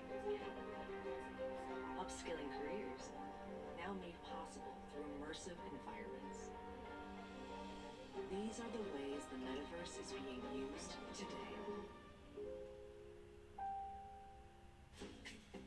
Why not feed your dog like the family member they truly are? With Ollie's freshly frozen, wholesome food. It has the nutrition your dog needs and the taste they actually want, saving me the hassle and the critique. Save on your first box at ollie.com. How does Klein Inspector get among the most big verdicts and settlements of any law firm in the country? Because Klein Inspector is an award-winning team with 5 doctor lawyers, the most of any firm in the United States. And that's why the New York Times calls Klein Inspector a powerhouse law firm. So if a defective product, motor vehicle accident, or medical malpractice caused a catastrophic injury, call Klein Inspector. We just shipped our millionth monthly coffee subscription box. We're sending custom thank you gifts to everyone on our team who helped us get there. I had to call Eric at Custom Ink. Custom Ink has been with us from the beginning, and he makes sure that we get everything we need and even reminds us of our own company milestones. This milestone, though, I get to tell him about. He is every bit as excited as we are and knows great quality products we can customize and send for the gifts. Celebrate all your milestones with custom gear. Get started today at customink.com. When you're ready to begin treatment for chronic lymphocytic leukemia, Calquence helps you do the fighting, and you can do the exploring. You can do the splashing, the sightseeing, and the playing. Calquence is an oral targeted therapy for CLL. More patients begin with Calquence than any treatment of its kind, and Calquence is proven to work better than chemoimmunotherapy in patients with previously untreated CLL. Calquence may cause serious side effects which may lead to death. These include serious infections with fever, chills, or flu-like symptoms, and bleeding problems that may increase with blood thinners. Decreased blood counts are common and can be severe. New cancers have happened, including skin cancers. Heart rhythm problems with fast or irregular heartbeat, dizziness, feeling faint, chest discomfort, or shortness of breath have happened. Tell your doctor if you have bleeding, heart rhythm or liver problems, infection, or if you are or plan to be pregnant or breastfeeding.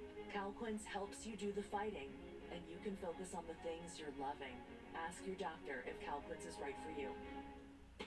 Verizon Small Business Days are back from October 16th to the 22nd. Get a free tech check and special offers like a free 5G phone. Plus, switch, keep your number, and get up to $300 off with Verizon Business. It's your business. It's your Verizon. Some days I cover up because of my moderate to severe plaque psoriasis. Now I feel free to bare my skin thanks to Sky Rizzy.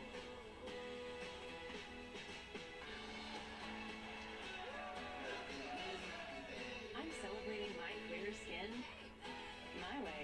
With Sky Rizzy, 3 out of 4 people achieved clearer skin at 4 months. In another study, most people had 90% clearer skin even at 5 years. And Skyrizi is just 4 doses a year after 2 starter doses.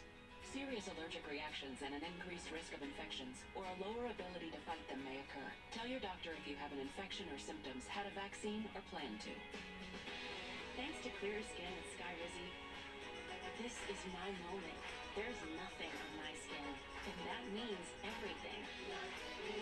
Now's the time. Ask your doctor about Skyrizi, the #1 dermatologist prescribed biologic in psoriasis. Learn how AbbVie could help you save. This is American infrastructure, a prime target for cyber attacks. With the same AI-powered security that protects all of Google, also defends these services for everyone who lives here.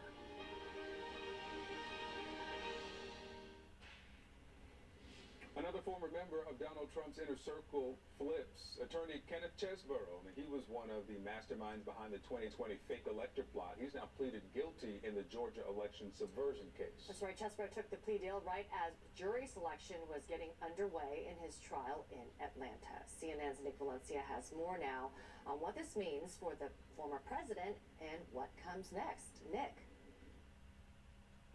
Victor and Amara, this was a stunning development, and as part of this plea deal, Ken Chesborough has pleaded guilty to a conspiracy charge, a felony charge of conspiracy to commit false documents, and he's agreed to pay a $5,000 fine, 100 hours of community service, but perhaps most significant is that he's agreed to testify in any further or future proceedings or trials related to the remaining co-defendants, and that includes former President Donald Trump. After he agreed to this plea deal, I spoke to his attorney, Scott Grubman, and I asked him what he would say to those who say that Chesborough has turned his back on the former president and are calling him a snitch. He didn't snitch against anyone. He went in there, he accepted responsibility for what I would view as one of the minor kind of tag-on charges in the indictment. And that was that. I mean, I could absolutely tell you that, again, if he's called, he'll go testify and answer their questions, but I would disagree. I don't think Mr. Chesborough snitched against anyone. I think he simply decided it was time for him to put this behind him and go on with his life. Make no mistake about it, this is a huge, huge win for Fulton County District Attorney Fonnie Willis. When this week started, we were under the impression that jury selection would begin on Friday. We were looking at the prospect of a trial that would last between 3 to 5 months. But instead, on Thursday, Sidney Powell, she pleaded guilty and took a plea deal from the Fulton County District Attorney's Office. And then it was on Friday that Ken Chesborough did the same. A huge win, as I mentioned, for Fonnie Willis, because now she not only has 1 but 2 key witnesses against former President Trump as she narrows her case on the former president. Victor, Amara. Yeah, remark well indeed. CNN legal analyst and criminal defense attorney Joey Jackson is here now to talk more about these developments. So 2 former attorneys for President Trump pleading guilty this week in the Georgia criminal racketeering case, Joey. Kenneth Chesborough, as we heard, Sidney Powell as well. And they both agreed to testify. I mean, this about-face from both of them is remarkable. What do you think turned them, and what's your reaction? Yeah, good morning to you, Amara. It's certainly a significant development. The reaction is that certainly it is something that's compelling for the prosecution. I think what turned them are a number of things. Number 1, the prospect of facing a significant time in jail. Number 2, the prospect of facing evidence which is certainly contrary to your narrative that you're innocent, as we look there at Ms. Powell and Mr. Chesborough. And so I think at the end of the day, with the overwhelming evidence, with the motions that they submitted to the court indicating the case should be dismissed, the judge saying no, I think it was time. And I think if you're a defendant in this case, that's really the only out you would have. And so looking forward is what this means to the president himself. So just to refresh their roles in the Georgia election, Chesborough, he played a central role in the fake elector scheme in Georgia. Sidney Powell, she admitted her role in the breach of these election systems, in rural county, Coffee County, Georgia. I guess they accessed and copied information from the election system in Coffee County to somehow prove that the election was rigged against Trump. Who presents a more serious threat to Trump? I think really both of them do. So you have to look at this, Amra, in tandem, and here's why. I know that Sidney Powell pled guilty to misdemeanor charges relating to, as you noted, looking to breach the system to determine if there was any election fraud. There was not. But remember that she certainly had access to the president in terms of the White House, a number of meetings after the election, and that's important because that breaches, as we know, the inner circle of the president. So what were those meetings about? What was she plotting? What was the president's state of mind at that time? What did he know? What did he not? Pivoting to the issue of Mr. Cheeseborough and with respect to the fake electors, right? Getting these fake electors, trying to decertify the election process, certainly trying to disrupt it, and his plea to indictment count 15 implicates Giuliani, implicates another lawyer, Mr. Eastman, implicates the president himself. And so when prosecutors try a case, it's never in isolation. It's about the collective weight of the testimony. So when you have two presidential lawyers who are advising him, one, Mr. Eastman, drafting memos with regard to the fake elector plot, another trying to breach the security system, I think both in tandem certainly spell very much trouble for the president himself, who, as we know, is charged in this and 3 other cases, Amber. What about Jack Smith's federal election case? Both of them are unindicted co-conspirators. What kind of impact could their testimony in the Georgia case, could there be an impact onto the federal case? Yeah, I really do. I think that that's an important case, the Jack Smith case dealing with this issue, right? And that is, of course, Jack Smith pared down his case. It was not the expansive case that we've seen in Georgia with the 18, right, defendants and the president himself. And so I think that you have 2 people here who acknowledge guilt. Remember what this means. When you plead guilty, you're acknowledging that, and you say in open court, yes, in the case of Cheeseborough, I attempted to place fake electors, right? That would decertify the process. I was acting in conspiracy with others who were Mr. Giuliani, who were Mr. Trump, who were Mr. Eastman. That's damning evidence as it relates to Jack Smith. When you have the issue of breaching the security systems, right, and otherwise looking as it relates to what was Sidney Powell's guilty plea, that also helps. And so I think that in any way you slice it, however you want to spin it, from a state guilty plea perspective in Georgia or from Jack Smith's case, the testimony would be damning in a federal case against the president. These were his lawyers who were giving him advice, and obviously, as we know, that advice being unlawful, an attempt to circumvent and really decertify a system of democracy. Yeah, obviously a huge blow to Donald Trump. Joey Jackson, thank you.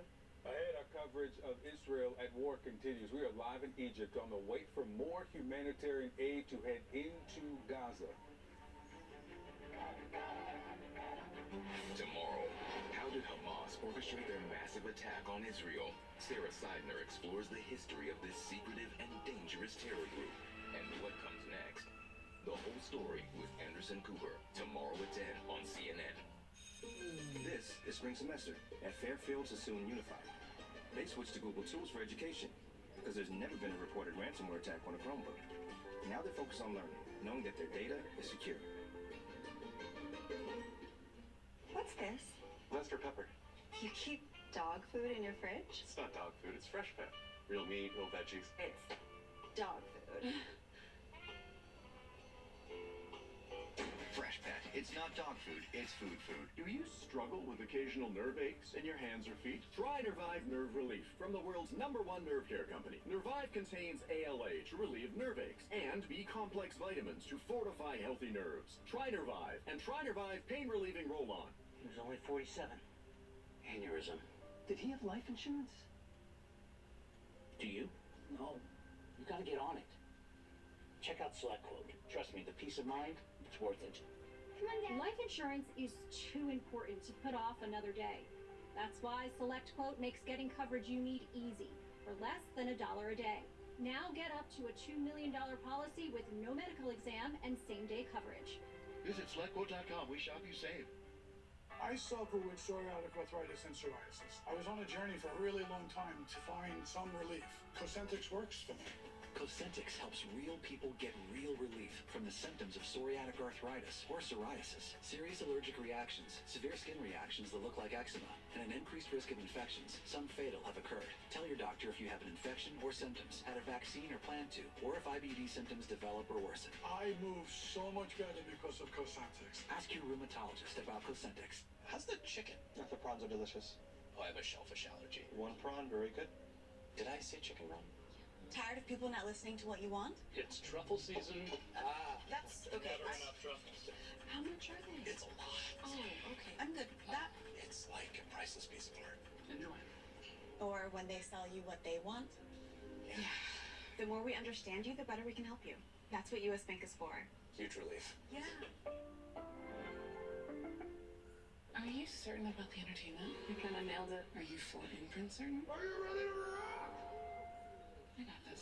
Certainty matters. For promotional products everyone will love delivered on time, visit 4imprint.com. 4imprint, for certain. Messy happens.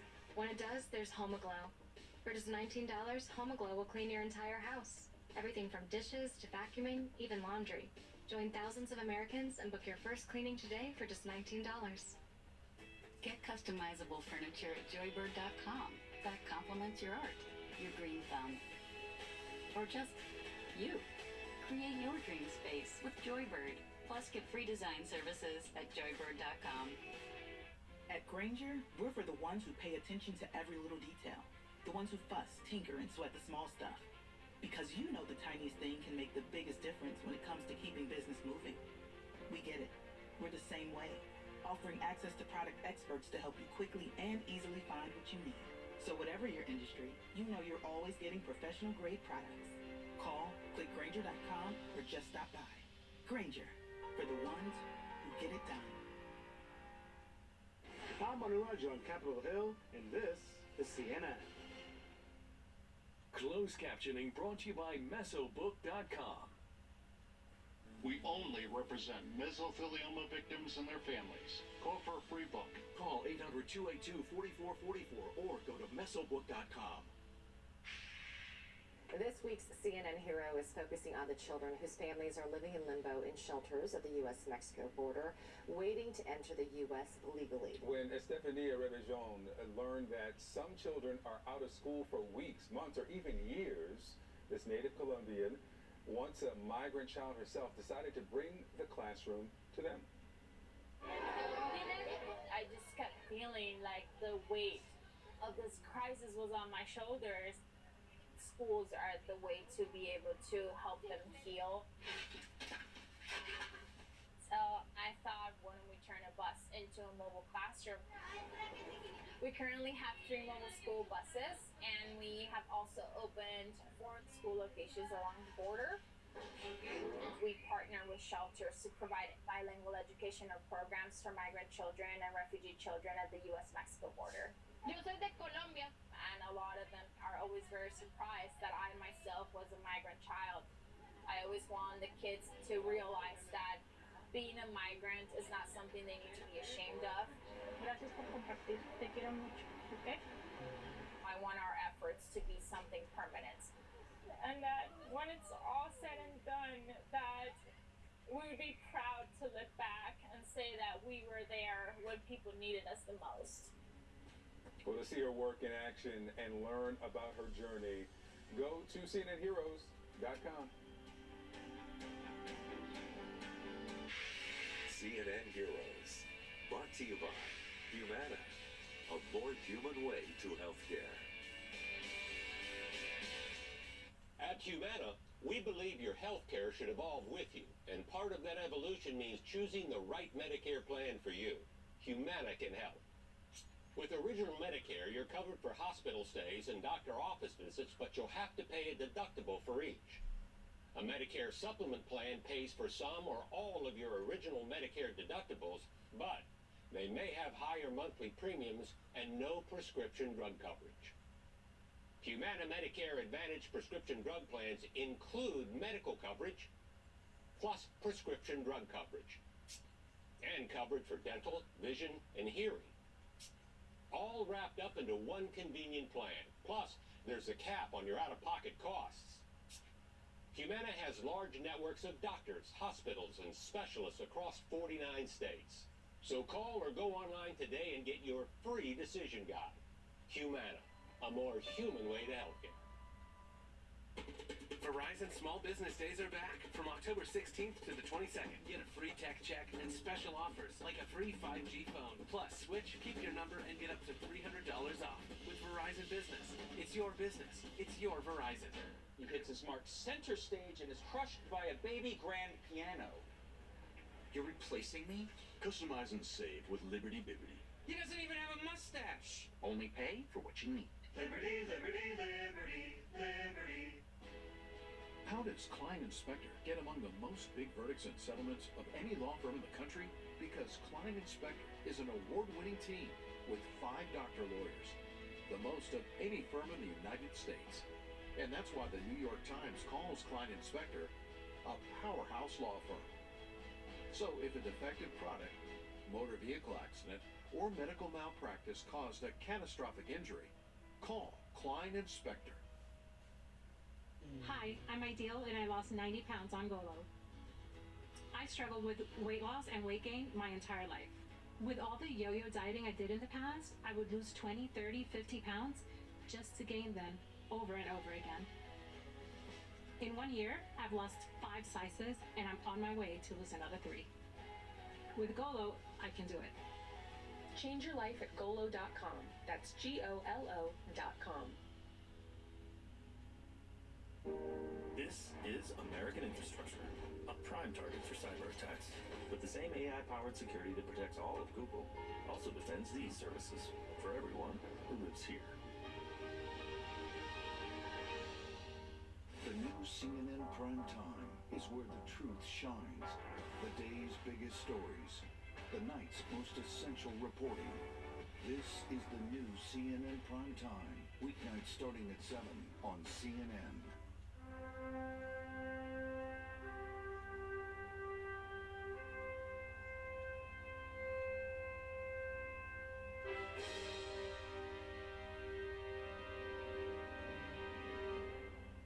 Last year, I got stuck paying for my ex's internet for months before I finally caught it. That won't happen this year, thanks to Rocket Money. Rocket Money finds hidden subscriptions, and you can cancel the ones you don't want with one tap. Join Rocket Money today.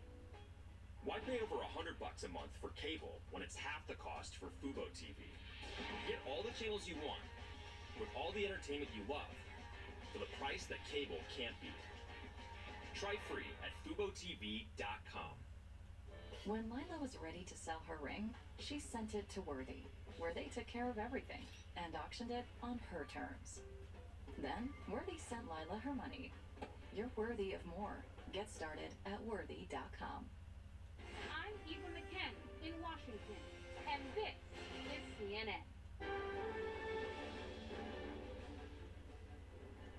Good morning, everyone. Welcome to CNN This Morning. It is Saturday, October 21st. I'm Amara Walker. I'm Victor Blackwell. It's good to have you with us. New this morning, aid trucks have now been allowed into Gaza, but international groups warn that those supplies are not enough. The needs are far higher. This morning, the Rafah border crossing between Egypt and Gaza opened. 28 trucks made it through the crossing before it was closed again. According to the World Health Organization, the supplies included some medical supplies, medicine as well, but they said the hospitals in Gaza had already reached a breaking point. It has been 2 weeks now since Hamas launched its attack on Israel, and now the Israel Defense Force says it is preparing for the next stages of the war. IDF tanks are lined up near the border with Gaza, where the prospect of a ground incursion is looming. In Gaza, the Al-Quds hospital says Israel has demanded the immediate evacuation of the building ahead of a possible airstrike. The World Health Organization says such a demand would be impossible to carry out. The hospital currently houses around 12,000 displaced people, plus, of course, hundreds of patients.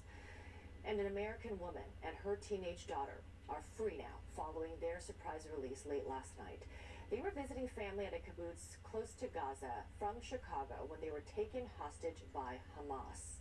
The IDF said today it believes 210 people are being held hostage in Gaza.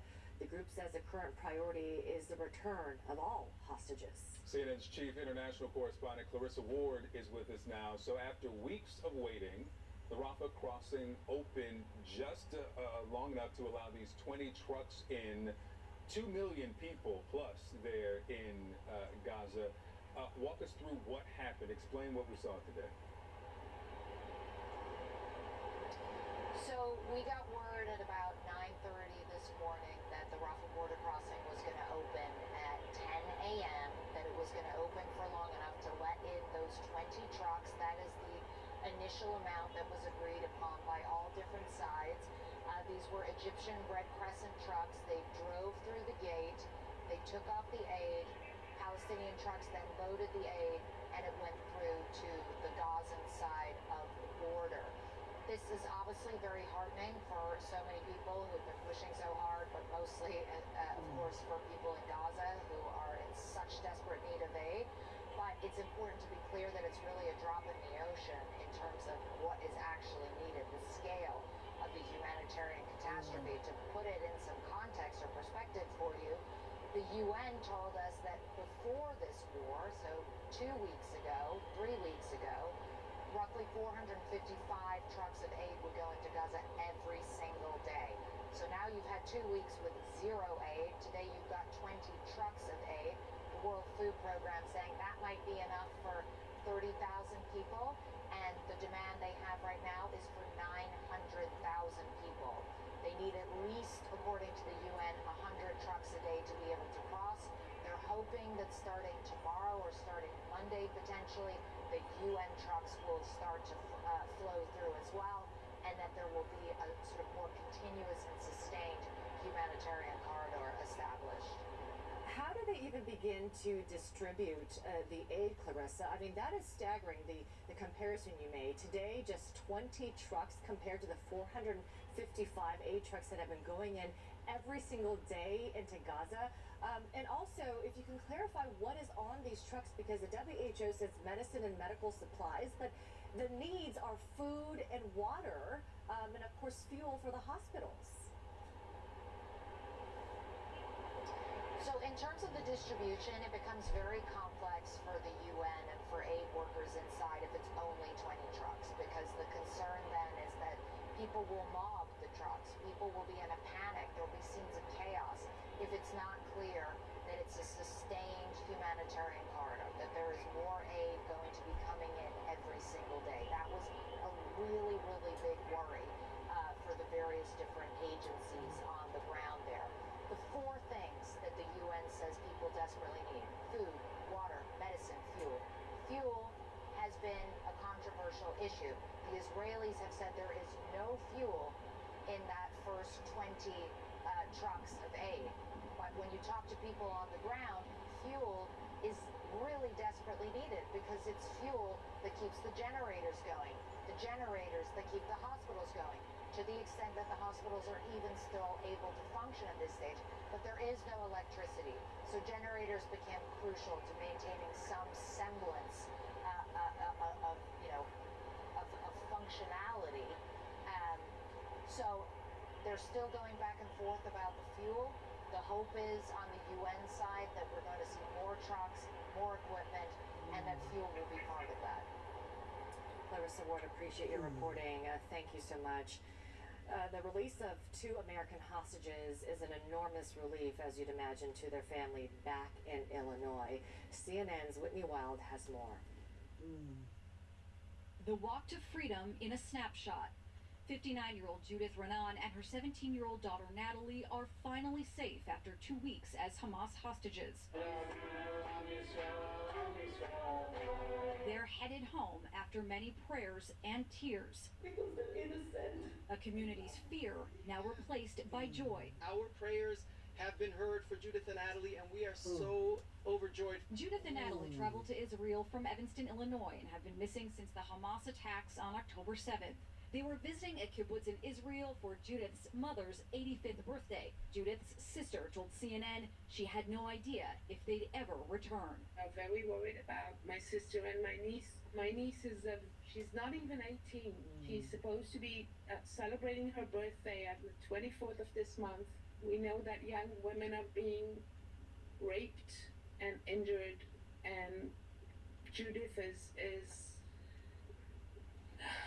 she's not very, very healthy. She says Hamas kidnapped 11 other family members from another kibbutz, and they are still missing, though CNN cannot independently verify that information. As you can imagine, we are devastated and we are having quite a hard time. Natalie's brother told CNN he's looking forward to hugging his younger sister again and helping however he can as she recovers from the trauma. At least from my father, Natalie is doing well, is composed. We are ready to start this incredible journey of healing and trauma relief for her. Both Judith and Natalie are artists, kind, giving, generous souls. The office of the Israeli Prime Minister says the Israel Defense Forces met Judith and Natalie at the Gaza border Friday, along with the International Committee of the Red Cross, transferring them to a military base in the center of Israel to meet family members. As one family readies to embrace their loved ones, the families and friends of hundreds more are left to wait and wonder. They've gone through the most evil period of their life, and by people that inflicted just terror and horror to them and to so many others, and our job is to be there for them.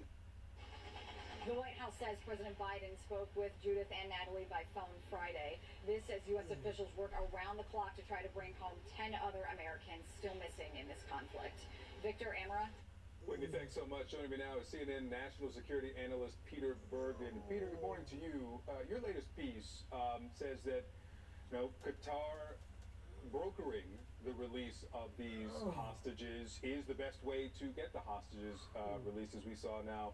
The State Department thanking Qatar for their role in releasing these two. So the U.S. may be in the mood for negotiations. Do you think Israel is at this point? Well, I mean, the Qataris are one of the few governments that has some leverage with Hamas because they have been putting hundreds of millions of dollars into Gaza. They also have, obviously, good relations with the United States and have had a long track record of getting Americans out of either hostage situations or wrongfully detained situations. For instance, last month, the 5 Americans who were held in Iran were released because of Qatari mediation. So, I mean, I hope that, Victor, that this is sort of a proof of concept and that this will continue because clearly the Qataris have had this success already with 2 Americans. We have apparently 10 more Americans, but there are also nationalities from a variety of other countries. And then, of course, there's a lot of Israelis. And, Hamas may have a different view about the non-Israelis hostages compared to the Israeli hostages. I don't have any special insight into that. But clearly, they've shown some willingness now to release some Western hostages. Some willingness. The question is why. They say that this is on humanitarian grounds. Let's, every time we say humanitarian grounds is their reason, remind people they just killed 1,400 innocent people in Israel. So take that as context. But what at this point does this release tell you about where Hamas is 2 weeks into this war, that this is the point at which they're willing to start to release these hostages? I think it's a very good sign, Victor. I mean, this is, they are, humanitarian reasons, that could cover a lot of grounds. You certainly don't want a very ill hostage or even a dead hostage if you're a hostage taker. And when they seized these 200 plus, we still don't really, I think, know the exact number of hostages. They had really no idea if somebody was an American, an Israeli, or somebody from some other country. I mean, they were targets of opportunity, unfortunately. They seized whoever they could. But, they're going to, as you know, in the past, Victor, they've cut a very, very, tough deal if to release just one Israeli soldier for, 1,000 Palestinian prisoners. So when it comes to the Israelis, I think it's going to be a different matter than what we've seen already, unfortunately. And, obviously this is a huge issue also there's a big, I think, contradiction, Victor, between destroy Hamas, which is the stated Israeli position, and we need to save the hostages. I mean, those are 2 very diametrically opposed kind of ideas.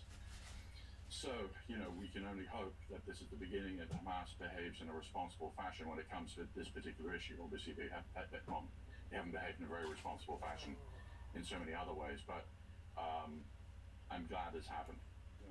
So let me ask you about the protests across the Arab world. We just had Dr. Bashir up from Amman. We've seen them in Beirut and other capitals as well. We've seen protests in Egypt now. The first time that Al-Sisi has allowed these public demonstrations since the Arab Spring, since we saw Tahrir Square. Who's the audience for this? Well, in the case of Egypt, obviously, it's a military dictatorship, and this is sort of I think, there are Egyptians who are obviously very upset about what's going on in Gaza, but the government, it's not like the government is allowing a lot of protests, except in this one sort of case. But I think, yesterday was Friday. Obviously, that's a day when people are in the mosque and there are sermons, and often there are protests. I mean, from the American national security perspective, Victor, I mean, I think U.S. embassies and consulates, which the State Department have sort of put on a higher alert, this could go on for many months. The pictures that we've seen coming out of Gaza can continue to spread online. The suffering that we've seen, so I think this poses problems potentially for American diplomatic installations. And I think these protests are just the beginning, to be honest. The beginning. Pull that thread. What does this begin? Well, let's take at face value that the Israelis are going to invade. I've talked to multiple experts on urban warfare.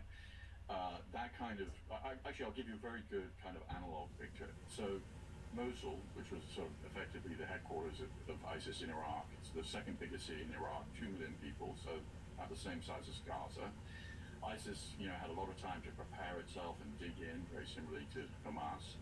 It took 9 months for the Iraqi army, with the support of American Special Operations Forces, with the support of American air power, to extricate and basically destroy what remained of ISIS in Mosul. The situations are not exactly the same, but I think there are a lot of parallels, and that gives you an idea of how long these operations can take.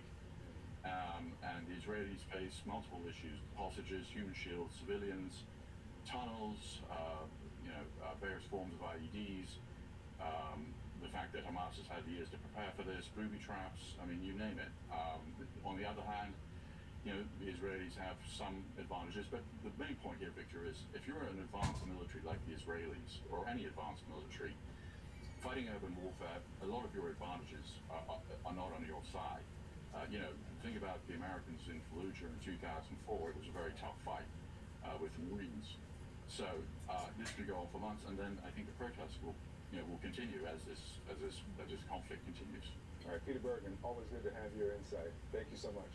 Still ahead, the Biden administration is requesting more than $105 billion from Congress, in part to provide security assistance to Israel. We're going to break down what that includes. Plus, Israel is now warning against all travel to Jordan and Egypt and urging citizens who are there to leave immediately. Also, here in the U.S., House Republicans in chaos. They have no clear path forward after Jim Jordan failed to get enough votes to win the House speakership on his third floor vote. Now's the time for cleaner indoor air with an air duct cleaning from Stanley Steamer. You've known us for carpet cleaning, but we've been cleaning air ducts for over 20 years. We do things the right way, cleaning your entire system. So if you need an air duct cleaning, call 1-800-STEAMER today. Meet Milo. He's part border collie and part party animal. Meet the new Bissell Little Green Hydro Steam Pet. It's part steam-powered stain remover and part party animal patrol. Bissell, a new breed of clean. I got into debt in college, and no matter how much I paid, it followed me everywhere. So I consolidated it into a low-rate personal loan from SoFi. Get a personal loan with low fixed rates and borrow up to $100K. SoFi, get your money right.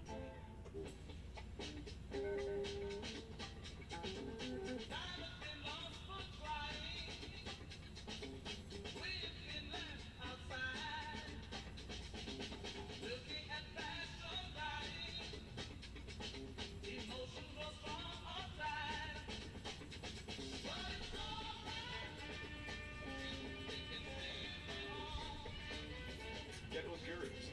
Car gurus.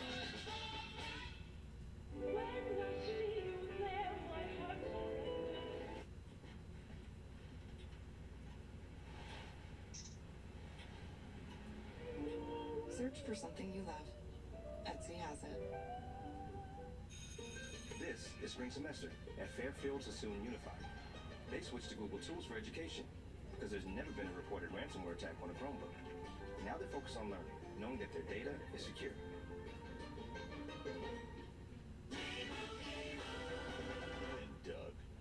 And Doug says you can customize and save hundreds on car insurance with Liberty Mutual. He hits his mark center stage and is crushed by a baby grand piano. Are you replacing me? With this guy? Customize and save with Liberty Bibbity. He doesn't even have a mustache. Oh, look, a boo-boo. Only pay for what you need. Liberty, liberty, liberty, liberty. We just shipped our millionth monthly coffee subscription box, so we're sending custom thank you gifts to our team. Our custom ink rep is just as excited as we are and knows what great quality products to get. Celebrate your milestones with custom gear. Get started today at customink.com. More real estate professionals list properties with Realtor.com than any other site. Really? Really. Trust the #1 app real estate professionals trust. Download the Realtor.com app today. Hi, I'm Stacy and I've lost 60 pounds on Golo. I was surprised with the Golo plan. I was not hungry. Thanks to Release, I don't feel the need to go for snacks or go back for seconds. Give Golo a try. This plan works. The moment you arrive in Key Largo, you realize you're in a place that's full of life. From the abundant natural world that surrounds us, above and below the sea, to the spirit of our people, their hospitality, creativity, and sense of adventure. Live life to the fullest in Key Largo in the Florida Keys. From summer loves to fall flings. So many ways to save. Life ready, wallet happy. That's 365 by Whole Foods Market.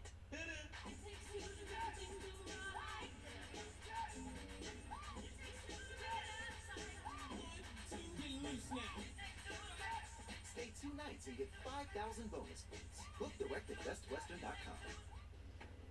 The Biden administration is asking for more than $100 billion from Congress as a part of a foreign aid package that will provide security assistance for the war in Ukraine and in Israel. So the president faces several challenges. For one, the House still does not have a speaker, so they can't vote on any aid package until they get one. But also, he faces a lack of support among Americans and some Republican lawmakers in continuing to provide aid for Ukraine, which he is now tied to aid for Israel. CNN's Priscilla Alvarez joins us now from Rehoboth Beach, Delaware. He's got some work to do. Priscilla? He does, and it's the reason that he delivered a primetime address this week to make that direct appeal to Americans and build up support for these two ongoing conflicts, making the point that supporting them and providing aid to them is also a bid to support democracy. Now, the White House believes that there is enough bipartisan support in Congress for this package, but it does face an uphill battle. So again, this is a $105 billion package. To break it down in the numbers, it's $61 billion for Ukraine, $14 billion for Israel, and about $9 billion for humanitarian aid. It also includes funds for border security as well as the Indo-Pacific region. So a big ask here going to Congress, which, as you mentioned, the House does not have a speaker, and that makes all of this all the more difficult and complicated. In fact, just this week, House Republicans are again scrambling after Republican Jim Jordan is no longer running for speaker. And so all of these factors are what the White House is monitoring. And in a statement yesterday, the White House called what's playing out on Capitol Hill, quote, chaotic infighting. Now, over the course of all of this, the president is keeping in close touch with Prime Minister Benjamin Netanyahu. The two spoke again just yesterday on a phone call where they talked about continuing support as well as trying to get more of those hostages held by Hamas released. But there is no doubt here, Amara and Victor, that this funding package will be a difficult one for the White House to pass, with big questions remaining as to how any of this can get through when the House remains without a speaker. Priscilla Alvarez for us there in Rehoboth Beach, Delaware. Thanks so much. So Israel has now issued a travel warning for Jordan, also Egypt. Officials warned Israeli citizens to leave immediately because of the ongoing war and the increase in anti-Israel protests in the surrounding Arab countries. Yeah, in the past week there have been several protests in Egypt and Jordan against Israel's constant missile attacks on Gaza. The announcement recommended that Israelis avoid visiting all Middle Eastern or Arab countries, including the United Arab Emirates and Morocco. These are images from Cairo. There are thousands of protesters there in the streets as a protest was sanctioned in Egypt. CNN's Nada Bashir joining us now from Amman, Jordan. What is the scene there? And tell us more about the tensions and the anger that seems to be escalating. Look, Amara, Victor, there is certainly a lot of anger on the Popular Front being directed towards the Israeli government, the IDF, over the continued aerial bombardment of the Gaza Strip, of the deteriorating humanitarian situation in Gaza. And when you speak to people on the ground here in Amman, when you speak to people across the Middle East, there is a real sense of outrage over what is happening, not only in Gaza, but also in the West Bank. And of course, I cannot overstate the significance and prevalence of the Palestinian cause amongst many in the Middle East, particularly the Arab nations. This is a cause that is deeply personal to so many. And as you mentioned there, we have seen protests cropping up across the Middle East and even further afield. These protests have been taking place from the outset of this war, but we are seeing them getting bigger, getting stronger, and that is certainly what we've been seeing here in Amman, Jordan. Take a look.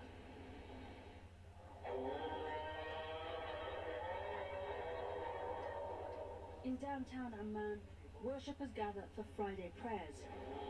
But it's not just the call to prayer that has drawn these crowds today, but a call to action and solidarity with the Palestinian people. This protest is a pledge, they chant, that the people of Jordan will not leave Gaza alone. Thousands of men, women and children, entire families, draped in the traditional Palestinian scarf, a symbol for many of Palestinian resistance. Well, you can hear how loud the crowds are here. For yet another day in Amman, thousands of people have taken to the streets protesting against Israel's continued aerial bombardment of the Gaza Strip, protesting in solidarity with the Palestinian people. We are doing this for our families who are dying in Gaza because we are unable to do anything. So the least we can do is stand here in solidarity with them, to support them so that they know that we are with them, with our hearts and everything. There is palpable outrage here in Jordan over Israel's ongoing bombardment of the besieged Gaza Strip, and deep-seated anger directed towards both Israel and Israel's Western allies. Many here even calling on the Jordanian government to close down the US and Israeli embassies in Amman. For days now, protests have taken place not only across Jordan, but also across the wider region. In Cairo, where the state has long clamped down on mass demonstrations, hundreds gathered in Tahrir Square. Hours earlier, at the Rafah border crossing between Egypt and Gaza, UN Secretary General Antonio Guterres was forced to cut his visit short after protests erupted there. Gaza has faced relentless Israeli airstrikes for almost 2 weeks now. And protests across the Arab world and the wider region are at a boiling point. Iraq, Tunisia, Yemen and Turkey, and even further afield. And with Gaza on the brink of a humanitarian catastrophe, this protest movement is only growing stronger. And look, as you can imagine, we are seeing these protests sort of reaching a boiling point across the Middle East, and that is putting pressure, of course, on Arab leaders, Middle Eastern leaders to be vocal on this, and they have been vocal from the outset of this war. We've heard condemnation from the Jordanian king, King Abdullah, who is today in Cairo at the Cairo Peace Summit, where Abdel Fattah al-Sisi, the Egyptian president, will also be present. The focus there on ensuring that this conflict does not spill over into the wider region. The focus, of course, also on trying to bring about some end to the Israeli bombardment on the Gaza Strip and the crippling humanitarian situation there. But of course, as you can imagine, this condemnation is only getting louder and louder as we continue to see the civilian death toll inside Gaza rising, as we continue to see these horrifying images of civilian areas inside the Gaza Strip, which is under a blockade continuously being shared online on TV. And as you have heard from our other colleagues on the ground, we are hearing outrage and condemnation of Western media as well as the coverage of this conflict. So this is very much a tense moment across the region, and we are anticipating that we will continue to see these protesters taken to the streets. Nada Bashir, thank you. And of course, there are so many people impacted by the war. For more on how you can help, go to cnn.com/impact or text relief to 707070. Still ahead, House Republicans are again scrambling with no clear path to elect a new speaker after Jim Jordan failed for a third time to win the speakership and then lost in the conference vote. What's next? The new CNN Prime Time is where the truth shines. The day's biggest stories. The night's most essential reporting. This is the new CNN Prime Time. Weeknights starting at 7 on CNN. This is American infrastructure, a prime target for cyber attacks. With the same AI-powered security that protects all of Google, also defends these services for everyone who lives here. With Circle, your water is deliciously flavored at the turn of a dial, with 0 sugar and 0 calories. And Circle has over 40 flavors, so your water can be as unique as you are. Try Circle, your water, your way, now with even more flavors. Available at Walmart or drinkcircle.com. Your record label is taking off, but so is your sound engineer. You need to hire. I need Indeed. Indeed you do. Indeed Instant Match instantly delivers quality candidates matching your job description. Visit Indeed.com/hire. Why a 365-night trial? Because your own bed is the true test. Experience your Emma Hybrid Comfort risk-free. Awaken your best at emma-sleep.com. Tina used to worry about bad breath. Now, Swishy time. she uses TheraBreath mouthwash for 12 hours of fresh breath. And it's non-burning, unlike our outfit, which is fire. Try TheraBreath mouthwash. It's a better mouthwash. Unnecessary action here. Missing punches. Unnecessary. Check reversals. Unnecessary. Timesheet correction. Unnecessary. Unentered sick time. Unnecessary. Go! Unnecessary. Go! Unnecessary. When you can take this phone, you'll be ready. Make the unnecessary unnecessary. Let your employees do their own payroll. Uncomfortable with your period protection? You need period underwear from NYX. Featuring built-in absorbency that washes easily in the machine. Lot more. A convoy from the United Nations is expected to cross Monday, and we will have more updates on the humanitarian aid trying to get into Gaza just ahead.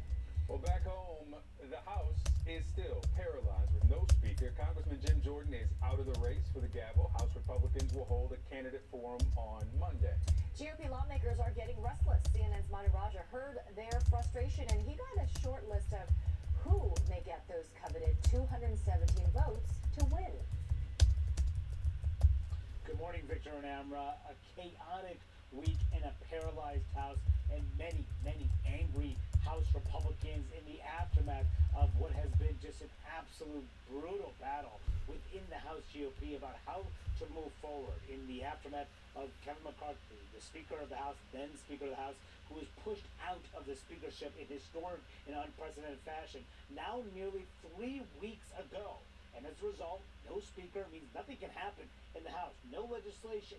Can't move on aid to Israel. Can't move on aid to Ukraine. Can't figure out ways to avoid a mid-November government shutdown, all because they must elect a speaker in order to allow the legislative process to move forward. But, as Jim Jordan witnessed, he doesn't have the votes to become Speaker of the House. That's what happened on Friday. He, on the third ballot, suffered 25 Republicans voting against him on the floor, coming after he lost 22 on the second ballot and 20 on the first ballot. And behind closed doors, he went and asked his conference whether or not they would support him staying in the speakership. A majority of them said no. As a result, he bowed out. And now Republicans are back to square one, as many are furious at the 8 Republicans who initially pushed out Kevin McCarthy, voted with Democrats to oust him from the speakership, and also others furious at the members who are aligned with McCarthy and aligned with the more establishment members who essentially ended Jim Jordan's bid for the speakership. America's got real problems, and this is a time where we need people interested in problem solving, not self-aggrandizement. It is time for big boys and big girls to stop with the nonsense and get back to work for the United States. I think it was a mistake for the Republican conference to just walk away from arguably the most popular Republican in the Republican Party. So we shouldn't have done that. Now this has created a total free-for-all to be Speaker of the House. Several candidates have put their names in the ring. The list is continuing to grow almost by the hour, it seems. They have until Sunday at noon Eastern to actually declare that they're going to run for Speaker of the House. We'll see how many ultimately are going to run for the position. Already a number of them have said that they would run, including Tom Emmer, the House Republican whip, who is backed by Kevin McCarthy. Also, Congressman Byron Donalds is one of them, Mike Johnson being another one. There are several other Republicans that are saying that they will run. They will go behind closed doors on Monday evening. They'll make their case to their members. Then they will go and have a secret ballot, a House GOP election, and nominate their candidate for Speaker. That only requires a majority of the House Republican Conference, a majority of the 222 members of the House GOP. Now, that doesn't mean that that person will get elected to be Speaker of the House, because in order to be elected Speaker, you need 217 votes of the full House. And with Democrats voting for Hakeem Jeffries, that means the person can only lose 4 Republican votes on the House floor. And as Jim Jordan witnessed, that was not possible for him. And Steve Scalise, who was nominated to replace Kevin McCarthy, the first Republican nominee to replace Kevin McCarthy, he didn't even go forward on the floor because he was losing the support of a couple dozen Republicans. So can one of these candidates get the 217 votes? That remains an open question, as Republicans will still remain badly divided, trying to figure out the way forward. So can someone actually get them to that position where they can start to pick up the pieces, or will we endure more days of chaos and a paralyzed House GOP? That remains a question that at the moment there's no clear answer to. And face harsher penalties or jail time if he violates the judge's gag order again in the future.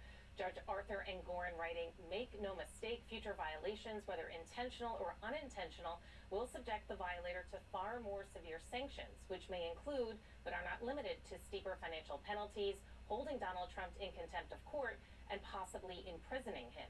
The judge said he was giving Trump the benefit of the doubt when his attorney said that the failure to delete the post involving the judge's clerk on the campaign website was inadvertent. But the judge noted that Trump has received ample warnings and that he is, quote, way beyond the warning stage. Trump attorney Christopher Kise told the judge the campaign website automatically captures Truth Social posts and it was inadvertently not deleted. He said it was on a back page and got lost in the campaign machinery. Now, Kise apologized on behalf of Trump and told the judge there was no intention to evade or circumvent or ignore the order. He said in the past 17 days, the post was viewed by 3,701 individuals out of the roughly 114 million visits to the website. The civil fraud trial enters its 4th week on Monday. Trump's former attorney, Michael Cohen, is expected to testify as soon as Tuesday afternoon. Victor, Emera. All right, Karis Ganel, thank you. Still ahead, the Israel-Hamas war is raising concerns about free speech on college campuses, as well as security. We'll discuss with an expert next. In New York, both sides held competing protests. They actually had to close the campus on Thursday for security reasons. Pro-Israeli and pro-Palestinian groups faced each other with signs and chants. There were also protests this week at Harvard University after a group of student organizations issued a statement declaring Israel was entirely responsible for the conflict. The backlash was swift, with many donors threatening to pull their financial support from the university. Joining me now to discuss this is Alex Morey, the Director of Campus Rights Advocacy for the Foundation for Individual Rights and Expression. Alex, good morning. I mean, this is a tinderbox, and we've been seeing student groups and universities making their stance known. Not all, some. and of course there's been backlash. What should universities be doing? Should they be taking a public stance on polarizing global events like this one? No, they shouldn't. Not if they want to create an ideal campus climate for free expression. So something we've seen for years, especially after 2020 and all the social volatility going on then, is that free speech has been such a difficult issue on college campuses. And one of the things universities are doing instead of Oh, bummer. It looks like we lost Alex Maury there. We're going to have to leave it there. Sorry, guys. That's live TV. Victor. All right, still ahead, the heartbreaking impact that the Israel-Hamas war is having on children and how they are suffering. That's next. My son, he wails. He wanted to be a pilot. You're only sleeping, he says, kissing his boy's lifeless body. Every day of this war has brought pain no parent wants to ever live through. Every 15 minutes in Gaza, a child is killed, in groups say. More than 1,500 children killed so far in a war that's only just beginning. A war they didn't choose, one for which they are paying the heaviest price. Those who live haunted by what they've Lots of pain going on in the Gaza Strip. 10-year-old Abdurrahman still doesn't know. Lots of pain happening in the Gaza Strip. He wakes up, he cries, they give him pain. Parents losing their children. Children losing their parents. Lots of pain going on in the Gaza Strip. Too much pain to bear for many. Too much pain to bear. Many people suffering, no place to go. Trying to do their best to survive, you know. No food, no water, no medical supplies or attention, nowhere to go. Everything being obliterated. All because of Hamas and their massacre of thousands in Israel. Well, this could all stop if Hamas would give back the hostages now. But they'd rather let the Palestinians suffer more as fodder for them to ride on the fuel of hate as they sacrifice more suffering and death and destruction of the Palestinians. That's not really caring for someone you're supposed to govern. Hamas is outdated as a group that can care for them. They have used their usefulness and obliterated it. They're now a wanted terrorist organization which will come to an end. Release the hostages, Hamas. They even stole fuel from the Palestinians to use for their weapons. Too much suffering for Palestinians. Parents losing their children. Children losing their parents. The new CNN prime time is where the truth shines. The day's biggest stories,